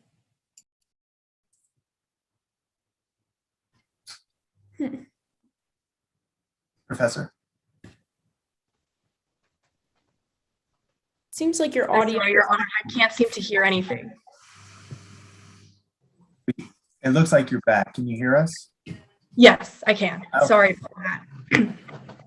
Okay, so you stated that you were disillusioned with police work after this experience. That's correct, and I decided to leave the police department because of it. Consequently, you like to think of yourself as a check on the power of police. That's correct. Professor, you've only been an expert for the defense, never for the prosecution. That's correct. I mean, in my line of work, the prosecution usually has detectives and crime Yes. lab. Yes, that's correct. Okay, and you stated that you make a decent living, revealing where the police have dropped the ball. That's correct. And as you already stated, you make $225 per hour for research and investigation work, and $450 per hour for court testimony. Yes, for my time spent testifying and for my time spent doing all that investigation work. So if you opine that the prosecution failed in their process, the case is more likely to go to trial. I suppose so.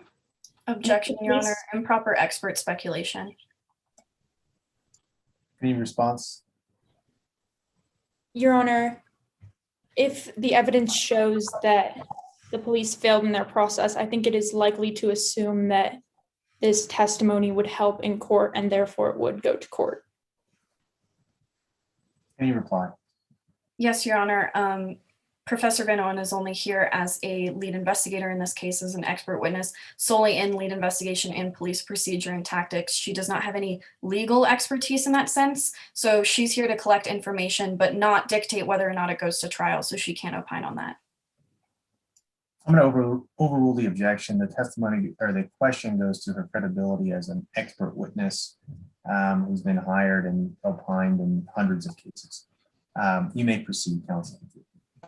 So let me restate that question. If you opine that the prosecution failed in their process, the case is more likely to go to trial. I suppose so. And if the case goes to trial, you make $215 more per hour. For my time spent testifying, yes. If I'm chosen to testify as an expert witness, yes. So when you're cutting food, is the knife blade is pointing down, correct? Objection, Your Honor. Lack of foundation and relevance. Overruled. So is the knife blade pointing down when you are cutting food? Yes, depends on what food you're cutting, but yes.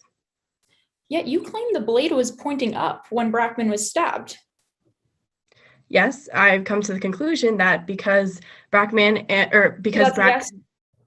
yes. And you've stated that knife construction itself can affect how the user will hold it. That's correct. Well, aren't kitchen knives, such as the murder weapon used in this case, designed to have the blade pointing down? Some are. Yet you actually stated that it would be more common for the knife to be held in reverse position from what you concluded. Well, because a knife has certain grip handles, that is also a very possible way that someone could hold a knife. You did state this, did you? I did, yes. You believe also that Brackman was seated, not standing when he was stabbed. That's correct. And you also stated that the ring videos show that the intruder was of similar build to Mackenzie Brackman. No, I did not state that the intruder was this. Sorry, can you repeat the question? You stated, quote, the ring videos show the intruder was of similar build to Mackenzie Brackman. Yes, I did. So if the intruder and the victim were of similar build, isn't it plausible that the intruder could have easily raised their arm above Brackman's back to stab him? Well, based on the knife positioning, I believe that the victim had to have been sitting down, and that the Is intruder it must have come. plausible if they were both standing and they were of similar build? It's possible. I don't believe so. Okay, and you weren't part of the PD team that investigated Brackman's death. No, I was just inside to investigate the police reports and their findings. You weren't at the crime scene? That's correct, I wasn't. You didn't collect any evidence? No, I did not. That's not my job. You didn't conduct any witness interviews? Again, that was not my job. You couldn't assess the truthfulness of any witnesses. I'm sorry, can you restate that question? I don't understand. You couldn't see the witness's demeanor in an interview, could you? That's correct. I never interviewed any witnesses, so I could not have. So you only looked at the investigation of the murder in hindsight. I mean, I did review the police reports, the autopsy reports, the reports. So that's all in hindsight. That's correct. I was not there at the scene of the murder the time the murder occurred. That was not my job. And you could have obtained cell tower records from the day prior to the murder, but you didn't. Again, that was not my job. I'm simply here to point out what the police investigation That's a yes. followed through. That's correct. You, however, admit that you should have obtained those records. Yes, in hindsight, I should have, but it also was not my job. It was the prosecution's job to collect that evidence. And so there is no evidence that Blair heard the remark that Brackman was supposedly going to die because it was after the sentencing. I'm sorry. Can you repeat that question? So there is no evidence that you have presented that Blair Rollins heard the remark from his father because it was after the sentencing that he made this statement. The statement was made during the hearing and Blair Rollins was present during the hearing.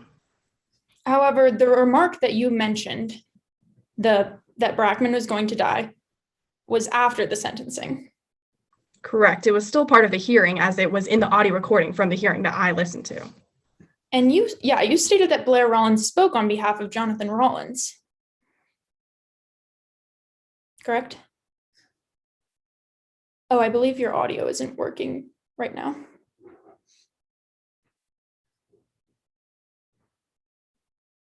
Maybe try again talking. I heard that. I heard the try again talking. Could you repeat the last question for me? Yes. So you stated that Blair Rollins spoke on behalf of Jonathan Rollins.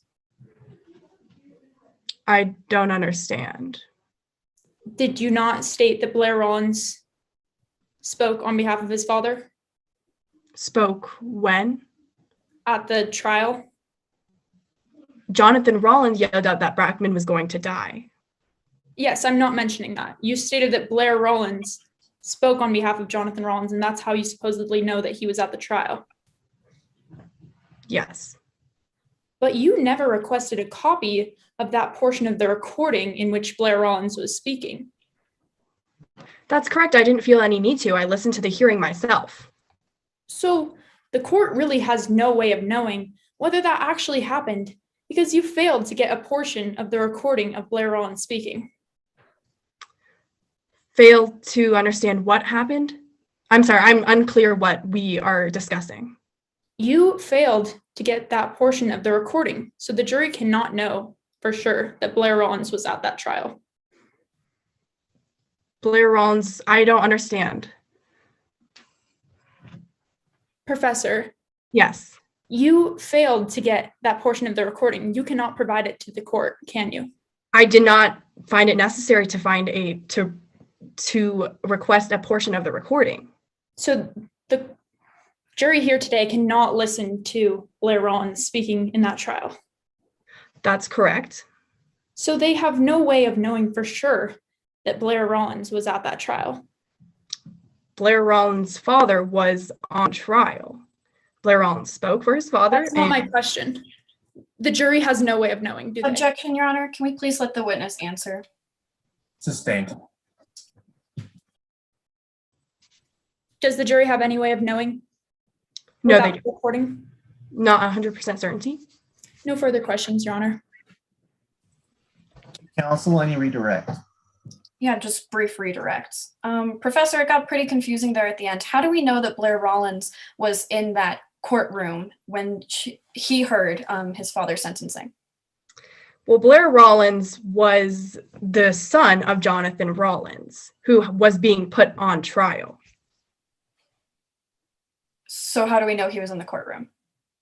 Because he spoke for his father in the hearing that I have an audio recording of and I have personally listened to. And Detective, what is your role in investigating police procedure and tactics? My role is to simply look through all the evidence provided to me and determine whether or not the police investigation was lacking in any sort. In this case, I found that the police investigation that Detective Markowitz did was very incomplete and therefore unreliable in this case.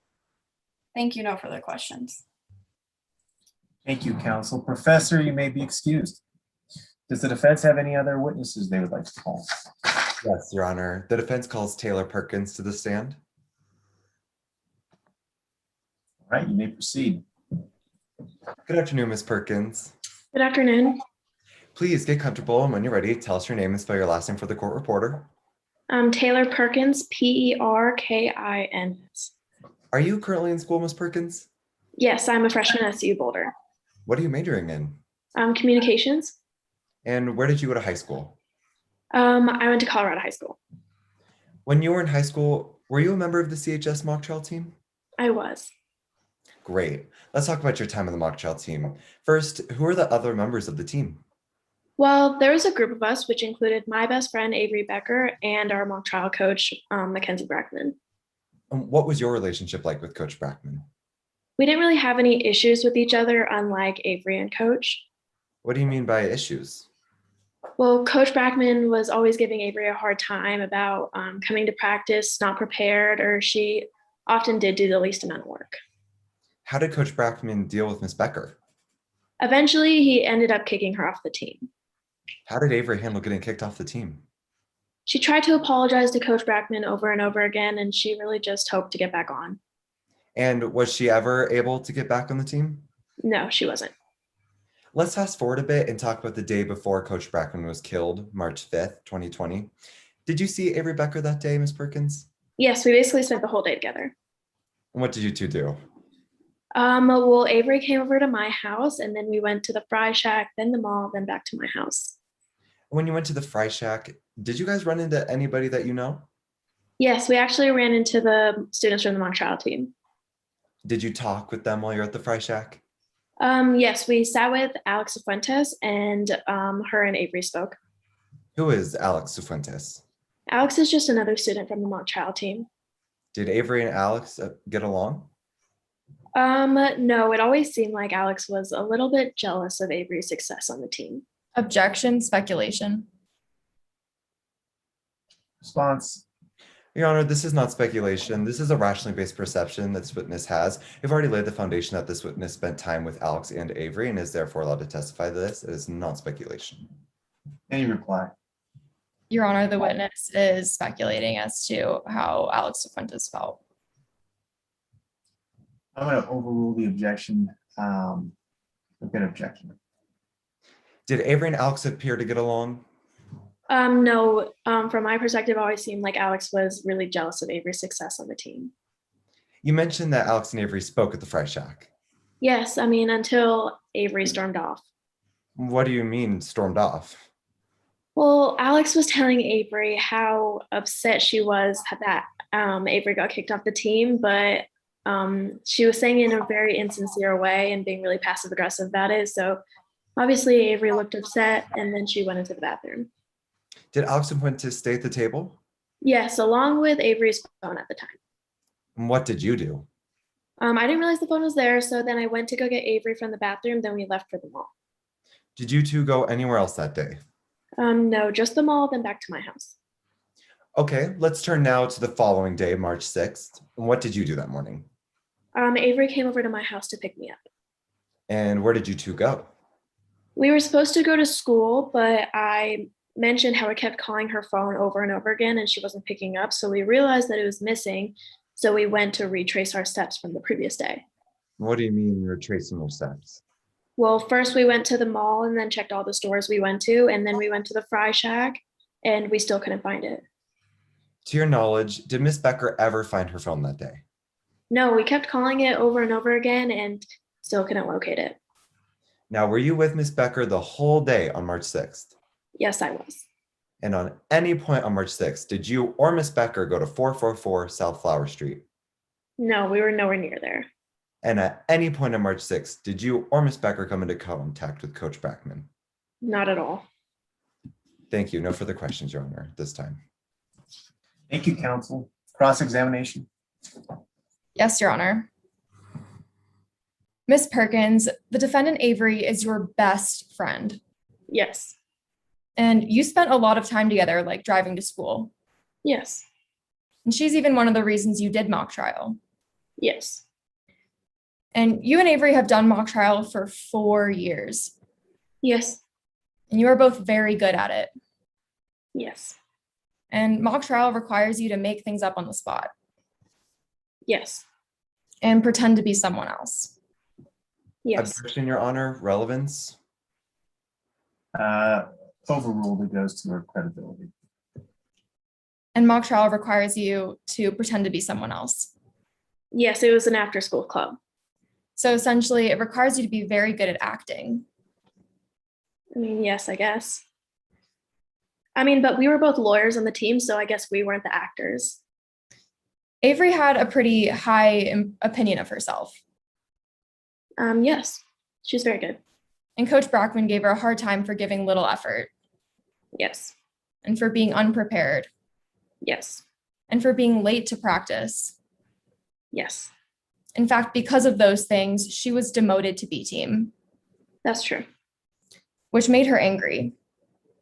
Yes, so she was obviously upset about it. And you thought it was unfair.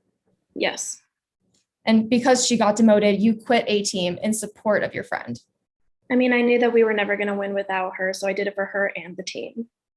And you did this so that she could move back up to A team. Yes, that's what ended up happening, yeah. Which was essentially manipulating Brackman. I didn't manipulate anyone. It was my own decision to do that. You also admit that Avery and Brackman had a feud. Yes. It was a feud that you found funny. Yeah, it really had nothing to do with me, so I didn't really care. But Avery didn't find the feud funny. No. In fact, she was bothered enough to play some pranks on him. Yes, she does that to a lot of people, so I wouldn't really call that a judgment of character. But it was more than mere pranks. I mean, it was pranks. And she impulsively reacted to things sometimes. I think, yeah. And she could be rash. She could be at times. And in fact, when Brackman told her she didn't deserve the award she won at regionals, she got angry. Yes. She got so angry that when she saw Brackman's Porsche in the parking lot, she wrote "Worst Attorney Award" in permanent marker. She didn't mean to. It was supposed to be a temporary marker. It was all just a big misunderstanding. However, at least one of Avery's pranks caused serious damage. Yeah, to the car, and she really felt really bad about it, but she ended up getting kicked off the team for it. And this was spiteful. The car incident? Yes. Yes, it was. And irrational. Yeah, she made a mistake.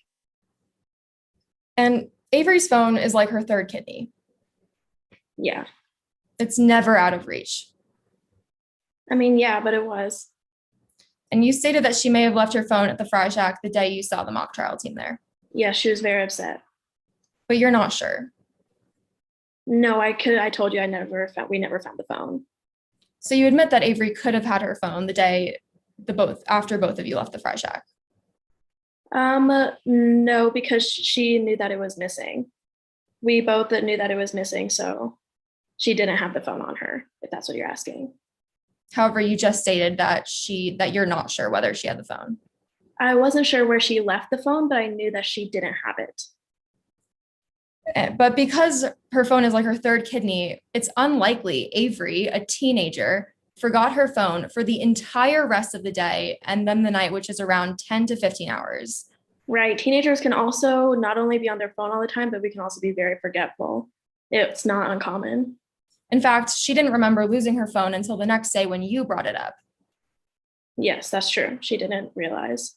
We had a lot of homework that night. Because it actually didn't happen. What didn't happen?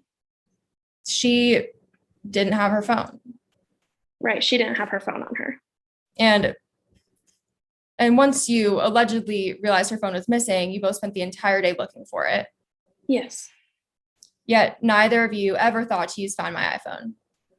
I have an Android, so it would have been a lot of work, and we didn't even realize that we could do that with an Android and an iPhone. So we didn't realize.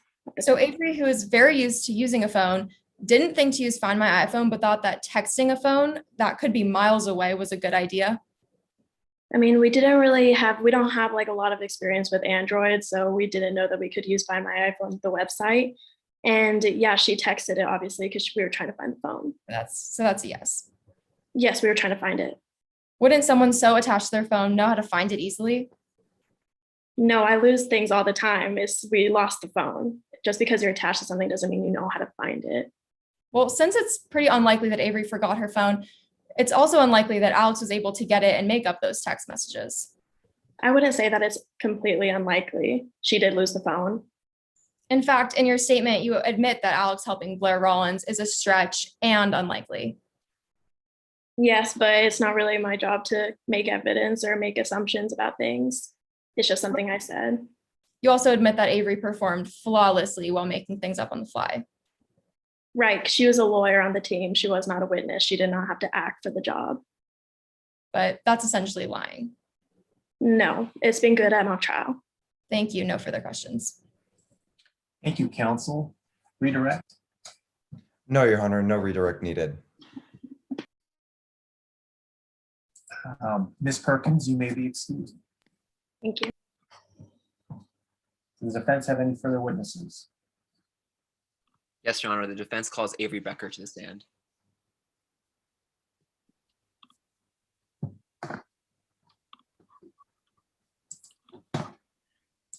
Good afternoon, Ms. Becker. Good afternoon. Tell us your first and last name and spell your last name for the court reporter. My name is Avery Becker, Becker. Now, before we get into the details of this case, let's address the question on everyone's mind. Did you break into Mackenzie Brackman's home? No, Did you ever physically assault Mackenzie Brackman? no, And Ms. Becker, did you kill Mackenzie Brackman? absolutely not. Now that we have gotten that out of the way, let's learn more about you and your relationship with Coach Brackman. How did you know Mackenzie Brackman? I went to Colorado High School and I was on the mock trial team for the last 4 years, and he was our coach. What was your relationship like? It wasn't always easygoing and we didn't always get along. How so? Well, he didn't think I worked hard enough and that I was lazy, which I disagreed with. Were you always at each other's throats? I wouldn't say always. Through mock trial, I was able to gain a lot of really good memories that I will forever cherish. Did you hate Coach Brackman? We had our disagreements. I don't think he liked me very much, but I didn't hate him. And I can't believe he's gone. Did these disagreements ever come to a head? I would say right after the regional mock trial tournament. What happened? Well, I had won Best Attorney Award and also an award for closing. But to do that, I pretty much had to go against what Coach Brackman wanted me to do during trial. How did Coach Brackman handle that? Well, the practice after the regional tournament, he really laid into me about how I should have stayed on script, how I should have followed what he wanted me to do, and that I didn't deserve the awards that I was getting and that it was just by luck. But what bothered me most was that he said that the only reason I got it was because I relied on my good looks. Why did that bother you the most? It was just a very uncomfortable comment that an adult male made about a female student. It was very unwelcome and it made me feel bad about myself. How did you handle that? Having your coach tell you these things? Well, I was just really upset and I was tired of being insulted, so I left. What happened when you left? I went out to the parking lot and I saw his Porsche in the parking lot, and I still had a dry erase marker in my hand from practice, and I wrote on the hood of his car, "Worst Attorney Award." Come to find out, it was actually a permanent marker. It's just the dumbest thing I've ever done in my whole life. How did Coach Backman find out about his car? Right after I was done writing on it, he walked up behind me and he just exploded. What do you mean exploded? He was really angry and yelling. What did he say? He said, "What the hell have you done to my car? That's it, you're off the mock trial team." How did you respond? Well, mock trial means so much to me and it was really upsetting. So I just went home to my mom and I cried and I cried. Did talking to your mom help? Yeah, it gave me time to calm down and clear out my head, and made me realize that apologizing to Brackman was probably the best choice. So the next morning I decided to go and apologize to coach. How did he take your apology? Well, I went to his office and his secretary said that he was busy. So then I tried texting him. I offered to scrub off all the marker. I offered to pay to repaint it. Did Coach Backman ever respond? No, he didn't respond to my text, and I was devastated Why were you devastated? because I never got the chance to truly apologize to him before he was killed. Well, speaking of the murder of Coach Backman, let's talk about your whereabouts that day. Where were you on March 6th? I was with my friend Taylor Perkins the entire day. What did you and Miss Perkins do all day? Well, that morning I realized that I didn't have my phone, so we decided, and the last time I saw it was at the Fry Shack, so we decided to skip school and go look for it. How did you look for it? Well, we retraced our steps, so we went to the mall, the Fry Shack, we tried calling it, but it just kept going to voicemail. Did you at any point go to Coach Backman's house on March 6th? Not to my knowledge. I don't even know where he lives. And also, I was preoccupied all day looking for my phone. Miss Becker, you've been sitting here throughout the entire trial, and you've heard testimony from all the witnesses. Now, one of those witnesses, Alex Cifuentes, is claiming you texted them that you plan to go to Coach Backman's house to trash it. Did that happen? No, I never sent those text messages. Did you want to get back at Coach Backman?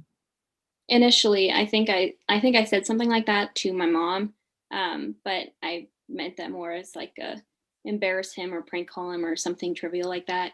But even then, those feelings changed. What do you mean those feelings change? Well, mock trial meant everything to me, and the only way of getting back on the team was to get in Coach Brackman's good graces again, and I wouldn't do anything to jeopardize that. Thank you. No further questions, Your Honor. Thank you, counsel. Cross-examination. Mock trial can very easily to you. Correct.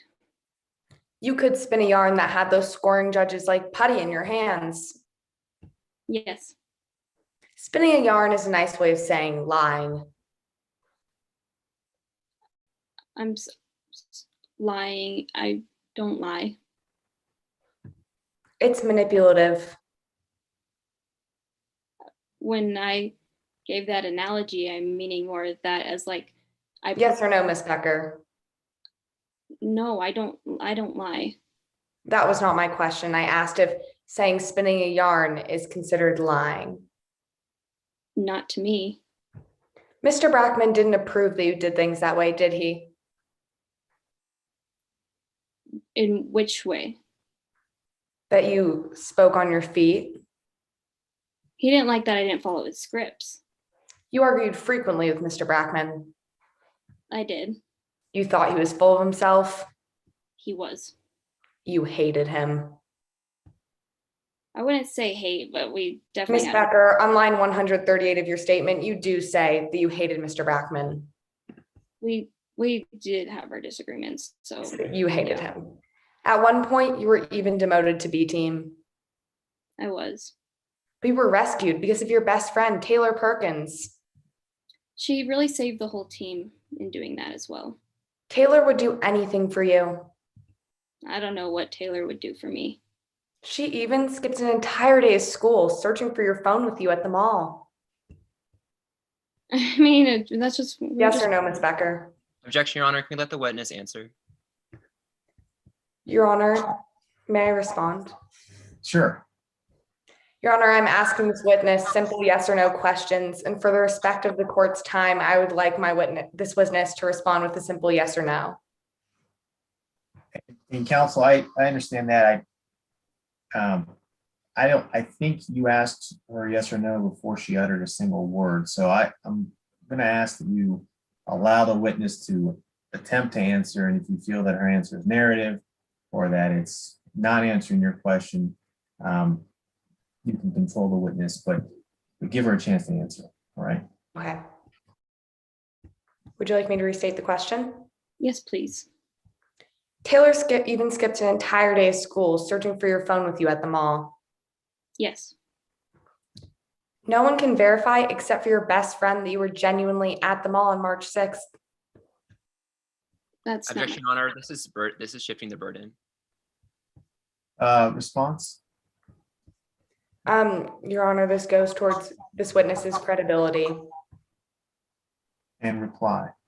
Your Honor, they're asking for the witness to give evidence as to who can make sure that she's at the mall. That's not the defense's burden. That's their burden, in fact.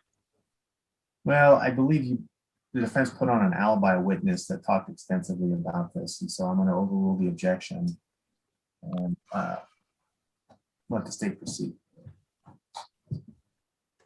Would you like me to restate the question? Yes, please. No one can verify except for your best friend that you were truly at the mall on March 6th. I'm sure if you asked the security guards, there probably could.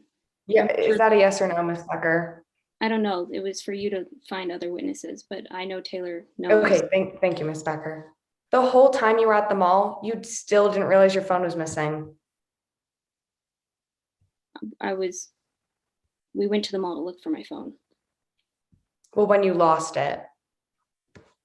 Well, I think I lost it at the Fry Shack. And your parents take your phone every night until your homework is done? Yes, they do. Yet you claim you didn't notice it was gone that entire evening. Well, I'm not allowed to have my phone until after dinner. Becker, yes or no? I'm confused by your question. You claim you didn't realize your phone was gone that entire evening. I didn't realize it. You claim you didn't realize that it was missing until you picked Taylor up for school that morning. Yeah, I didn't notice. Let's go back to when you rejoined A team. You won best attorney and closing at regionals.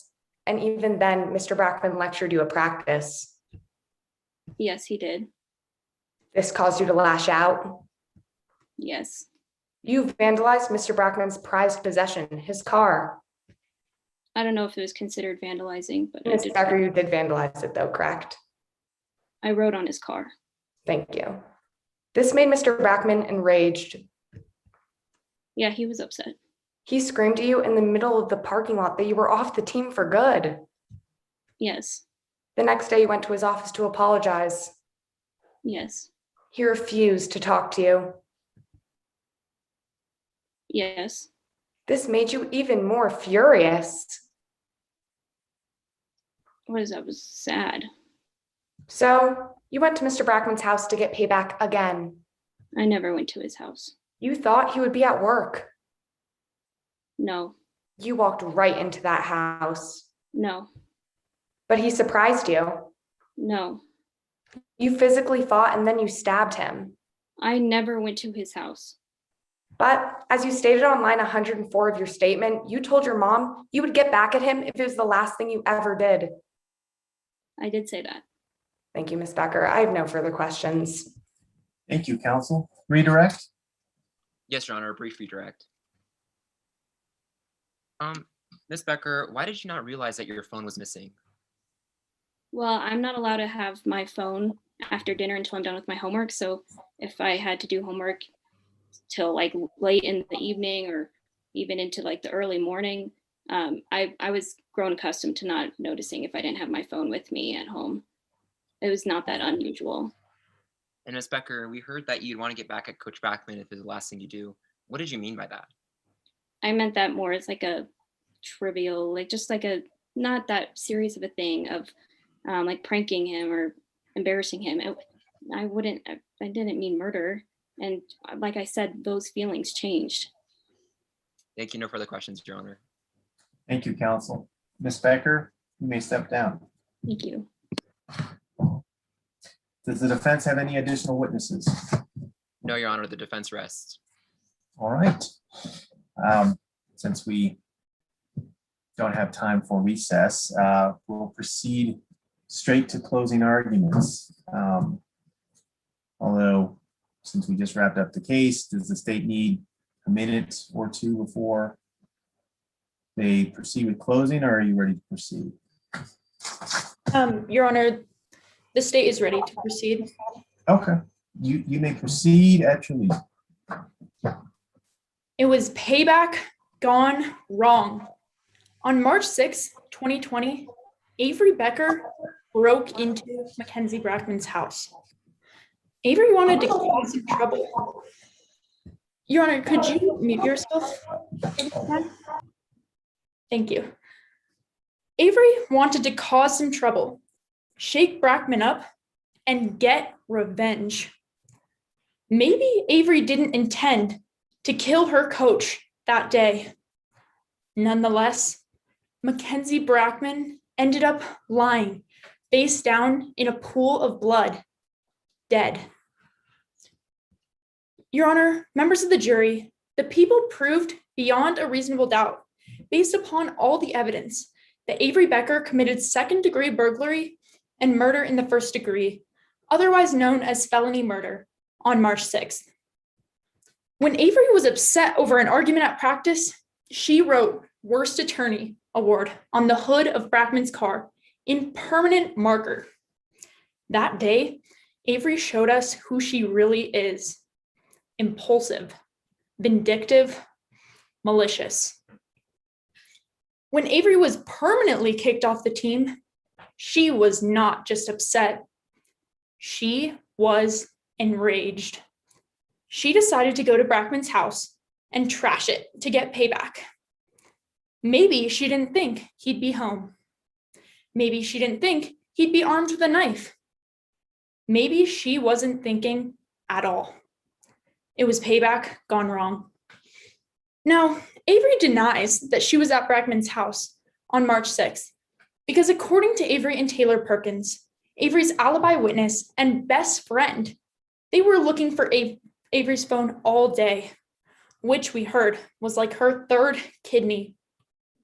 The defense wants you to believe that Avery lost her phone on March 5th and didn't realize until the next day that it was missing. Use your common sense. We know Avery's parents took her phone every night. Also, what teenager can survive without their phone for possibly up to 12 hours? The evidence shows that there were both texts and calls from Taylor to Avery's phone on the day of the murder. However, no one sends a text to find a phone, especially in a noisy mall or burger joint. As everyone knows, you use the app Find My iPhone. As everyone also knows, Taylor would do anything for Avery. Remember, Taylor quit the A-team so that Brackman would have to take Avery back. What would Taylor do to keep Avery out of prison? The defense's expert wants you to believe that Blair Rollins committed this heinous crime because his father, the client of Brackman's, was sent to prison. But the defense introduced no evidence that Blair Rollins heard any remarks or was even present when his father threatened revenge against Brackman. The people have proved through our witnesses that Avery Becker broke into Brackman's house and killed him, whether she meant to or not, which is felony murder.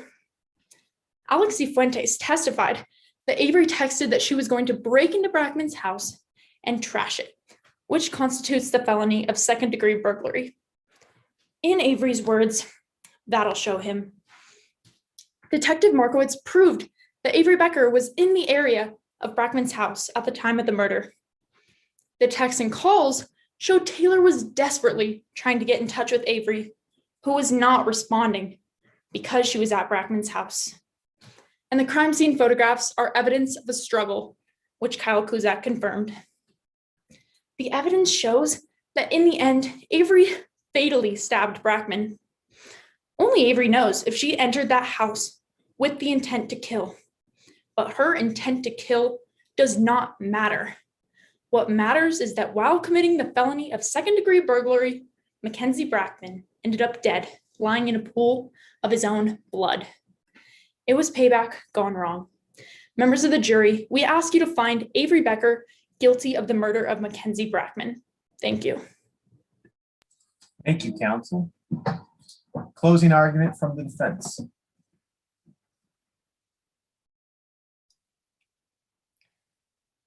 Avery Becker is not guilty. The prosecution brought forth 2 charges in today's case: burglary in the second degree and murder in the first degree. In bringing forth those 2 charges, the prosecution accepts the burden of proof onto themselves. That means that they have to prove this case beyond a reasonable doubt. The prosecution has not met their burden of proof. At this point in the case, the fact that we still have questions and holes in the case and no physical evidence to tie Avery Becker to this murder, you should be outraged. Outraged that there is no evidence here, yet they still brought these 2 very serious charges against Avery Becker. Let's talk about what the prosecution did in their investigation. At the crime scene, they collected no blood evidence. You heard from their lead detective that they thought it was irrelevant to collect that blood evidence. They found no blood evidence, no DNA evidence, no hair follicles, no footprints, no clothing fibers, nothing. No physical evidence to tie anyone to that crime scene and give them any leads from that crime scene. So, of course, the next plausible thing to do as the prosecution was to go and look at the high school mock trial team for the victim. After finding no evidence, they look at a high school mock trial team. Even though their first thought was that this could be the work of a disgruntled ex-client of Mackenzie Brackman. And again, you heard from that lead investigator, they followed no witnesses and no leads to look into that first theory. The only person that they investigated was Avery Becker. We talked about another person in this case, Blair Rollins. Let's talk about that person. The stuff that the evidence that the prosecution has tying Avery Becker to this crime scene is as follows. Her height and build match the ring body footage. She was not in school that day. She did not have her cell phone, and she had a motive, the prosecution alleges. Blair Rollins also matches the height and build of that ring body photo. He also was not in school that day. He also has a motive. He also did not have his cell phone. That should be reason alone to look into another person. The fact that we're doubting that there is another suspect right now is reasonable doubt alone to find Avery Becker not guilty. The one piece of evidence that the prosecution has tying Avery Becker to this case are the CDRs, those cell phone records. Again, putting aside the fact that these CDRs do not act at all like GPS, they cannot tell you where a person is located, only where a cell phone is located. And again, putting aside the fact that you already heard that Avery Becker did not have her phone during this crime, let's talk about the time of the murder and how the prosecution cannot tell you the time of the murder. Look, the fact that the prosecution cannot tell you the time of the murder makes these cell phone records irrelevant. They're asking you to hold Avery Becker accountable for an entire day because they cannot pinpoint an intruder to a specific time at the house, even though her cell phone records show that Avery Becker was home for most of the day. Look, the prosecution has put forth no conclusive evidence tying Avery Becker to this case. The fact that we're doubting that there's another reasonable suspect out there is a reasonable doubt. and shows that the prosecution has not met their burden of proof. The fact that the prosecution asked both Avery Becker and Professor Van Owen for evidence about Blair Rollins and Avery Becker's alibi shows that they have not met their burden of proof. They should be able to answer their own questions. They're bringing forth two very serious charges in this case, and they cannot present to you any evidence to tie Avery Becker to those charges. This was a rushed investigation. We saw that. This was a rush to judgment. It's your job to make this a rush to justice. Find Avery Becker not guilty. Tell the prosecution to go back out there, tell the police department to go back out there and do their job. Do a thorough investigation. Follow up on all possible leads. Find physical evidence because the murder is still out there. Avery Becker is not guilty.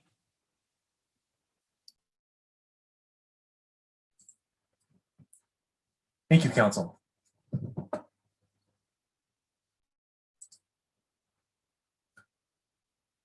We have rebuttal cross, Yes, Your Honor. or pardon me, rebuttal close. Go ahead. Your Honor, members of the jury, in Avery's statement, she told her mom she would get back at Brackman if it was the last thing she did. Boy, did she get back at him. The people proved that Avery Becker is guilty of second-degree burglary and felony murder beyond a reasonable doubt. Thank you. Thank you, counsel. And thank you to everyone. Let's before we do anything else, let's take a minute so that our scoring panelists can submit their ballots. And when their scoring panelists are done and their ballots have been submitted, please turn your camera on. And then when we've got everybody, we can then share some comments.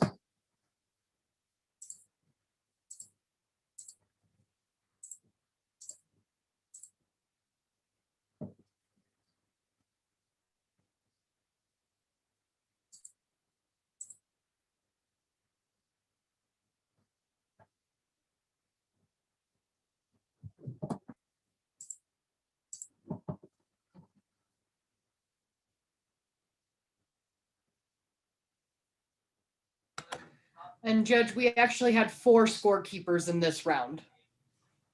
Yes, we're waiting on. I lost the square. Is it the 4 of us, or I thought we had one more scoring panelist? Yeah, we have one more scoring panelist, so there were 5 total. Okay.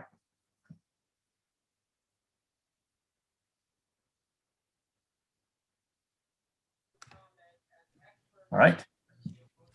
All right, I will confirm with the head honchos that we are good to go. All right. We'll wait for you to confirm, and then we can. You guys can go ahead with feedback while I confirm this. Oh, okay, great. Who would like? Which of our scoring panelists would like to go first? I'd love to. So first of all, fantastic job, everyone. You guys deserve to be here at State. I always make the comment that in these trials, people don't listen. Don't listen to the witnesses. Don't listen to the questions being asked, because you guys get sort of in a rut of, here are my 10 questions, I got to get through it. And I didn't see that at all tonight. So fantastic job. I thought there was a lot of listening, a lot of responses that were appropriate. That was great. I liked the cadence. And no one felt like they were rushing through any of it. I didn't see any reading, and all of those things that I normally look for, I didn't see any of it. I think that was great. The only comment that I would make is be careful not to, as an attorney, alienate yourself to the jury or to the scoring panelists. If I feel like you have a personal gripe against this witness because you can't stand them, and I maybe can't stand them because of how they're answering the question, I don't want to feel that way. I want you to just tell me this is what the evidence is. And I shouldn't get that sense that, boy, are you angry at what they're saying or how they're doing. I want you to kind of try to stay neutral when you do that. But fantastic job. And I really enjoyed being here. You guys did a great job.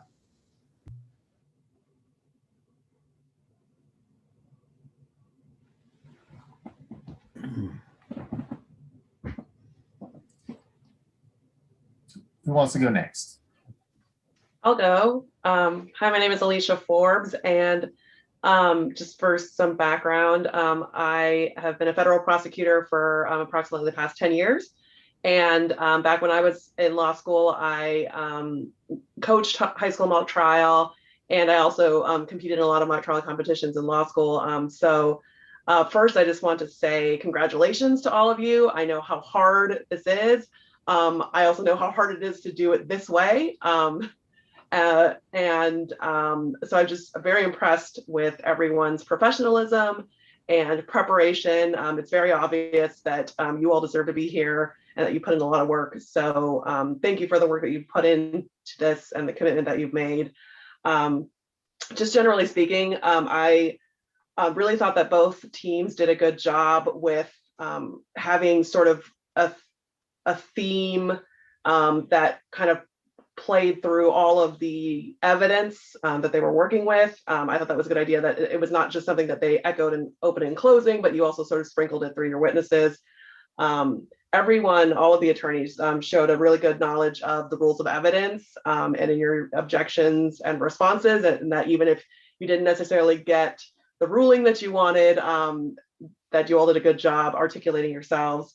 And everyone also did a really good job with their expert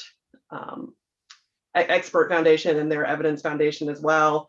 And the witnesses did a great job. Particularly, I thought Miss Munn and Miss Boston did a good job. I don't know if you were good at acting as high school mock trial participants, because you all are high school mock trial participants, but I thought you guys did a particularly good job. But everyone really did a great job. And again, I just commend you for doing this.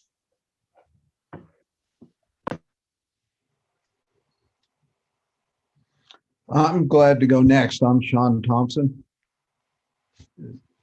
And this is the first exposure I've had to mock trial as a scorer.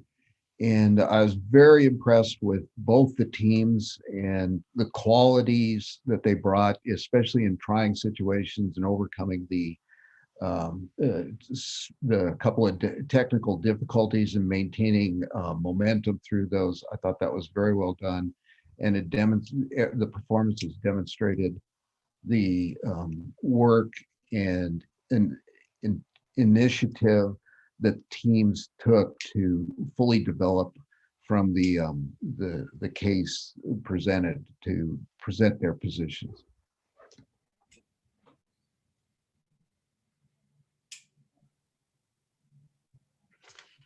Hi, everybody. My name is Dina Stom. I just want to say thank you to all of you and to all of your parents for having the heart and mental fortitude to stick with it through this round of mock trial. This is not an easy thing to do, as Ms. Forbes said, especially in this kind of a setting. We've all had to make a lot of adjustments over this last year. So nicely done, all of you. As I'm going to echo that, it is very apparent that every single one of you absolutely deserves to be here. Your teams are very, very nicely put together. You have all shown incredible cohesiveness. And to just, again, echo what I believe Ms. Forbes said, your themes did carry through your entire case, not just the open and close. And that is actually pretty striking. I've seen seasoned attorneys who can't manage to pull that off. So nicely done there. I am really, really impressed with where did he go? Mr. Aragon, very nice job on your final witness. And for Ms. Dahlin, I really appreciated the way that you conducted yourself throughout your entire witness stances. Both of you appeared to be very unshakable, and I really appreciated that. That having been said, I am going to do something that most scoring panelists never do. To each and every one of your witnesses, keep it up. Every last one of you, I saw you push against the attorneys. Nice job. Because that a lot of times is where the actual points are going to come from. So very nicely done. Sticking to your guns, sticking to the script, insisting on clarifications. That was so well done. And obviously there were technical issues, but I don't take that into consideration. I actually watched the way that you interact with those attorneys. And it didn't matter if they were your attorneys or opposing counsel's attorneys. Every last one of you witnesses, great job. Pat yourselves on the back. As far as I'm concerned, it's the witnesses that carried this case. Nicely job, nicely done. Have a fantastic event. Thank you all so much. Well, I just want to echo what everyone has said. And last month I judged a regional round of the national trial team here in Denver, where we had 2 and 3L law students competing. And tonight I thought to myself, these kids could be on national trial team in law school. You guys, I mean, the similarities between tonight and last month were amazing. For those of you who are interested in the law, please go to law school. You just looked great tonight. I'm sure plenty of my rulings will get overruled by the appellate courts, but you guys handled objections very well tonight. I loved the themes on both sides being interwoven. I thought you listened to witnesses, and I thought you did a good job listening to your opposing counsel's examinations. There were a couple of comments during redirect where you pick up right where they left off. So all around, very, very good job. You know, the only thing I would say is when you have the opportunity to redirect, even if you have a great examination, in a forum like this, I take the opportunity to redirect, even if it's just 1 or 2 questions, even if you don't have to. And I don't, and Mr. DeRose, is that, when I say DeRose. DeRose, I'm sorry. Oh no, you're fine. I thought you had a great exam, great back and forth with your witness. I loved it. I absolutely loved it. And maybe you didn't need to redirect, but in a forum like this, I'd have a couple of questions ready to go, just so you can do it.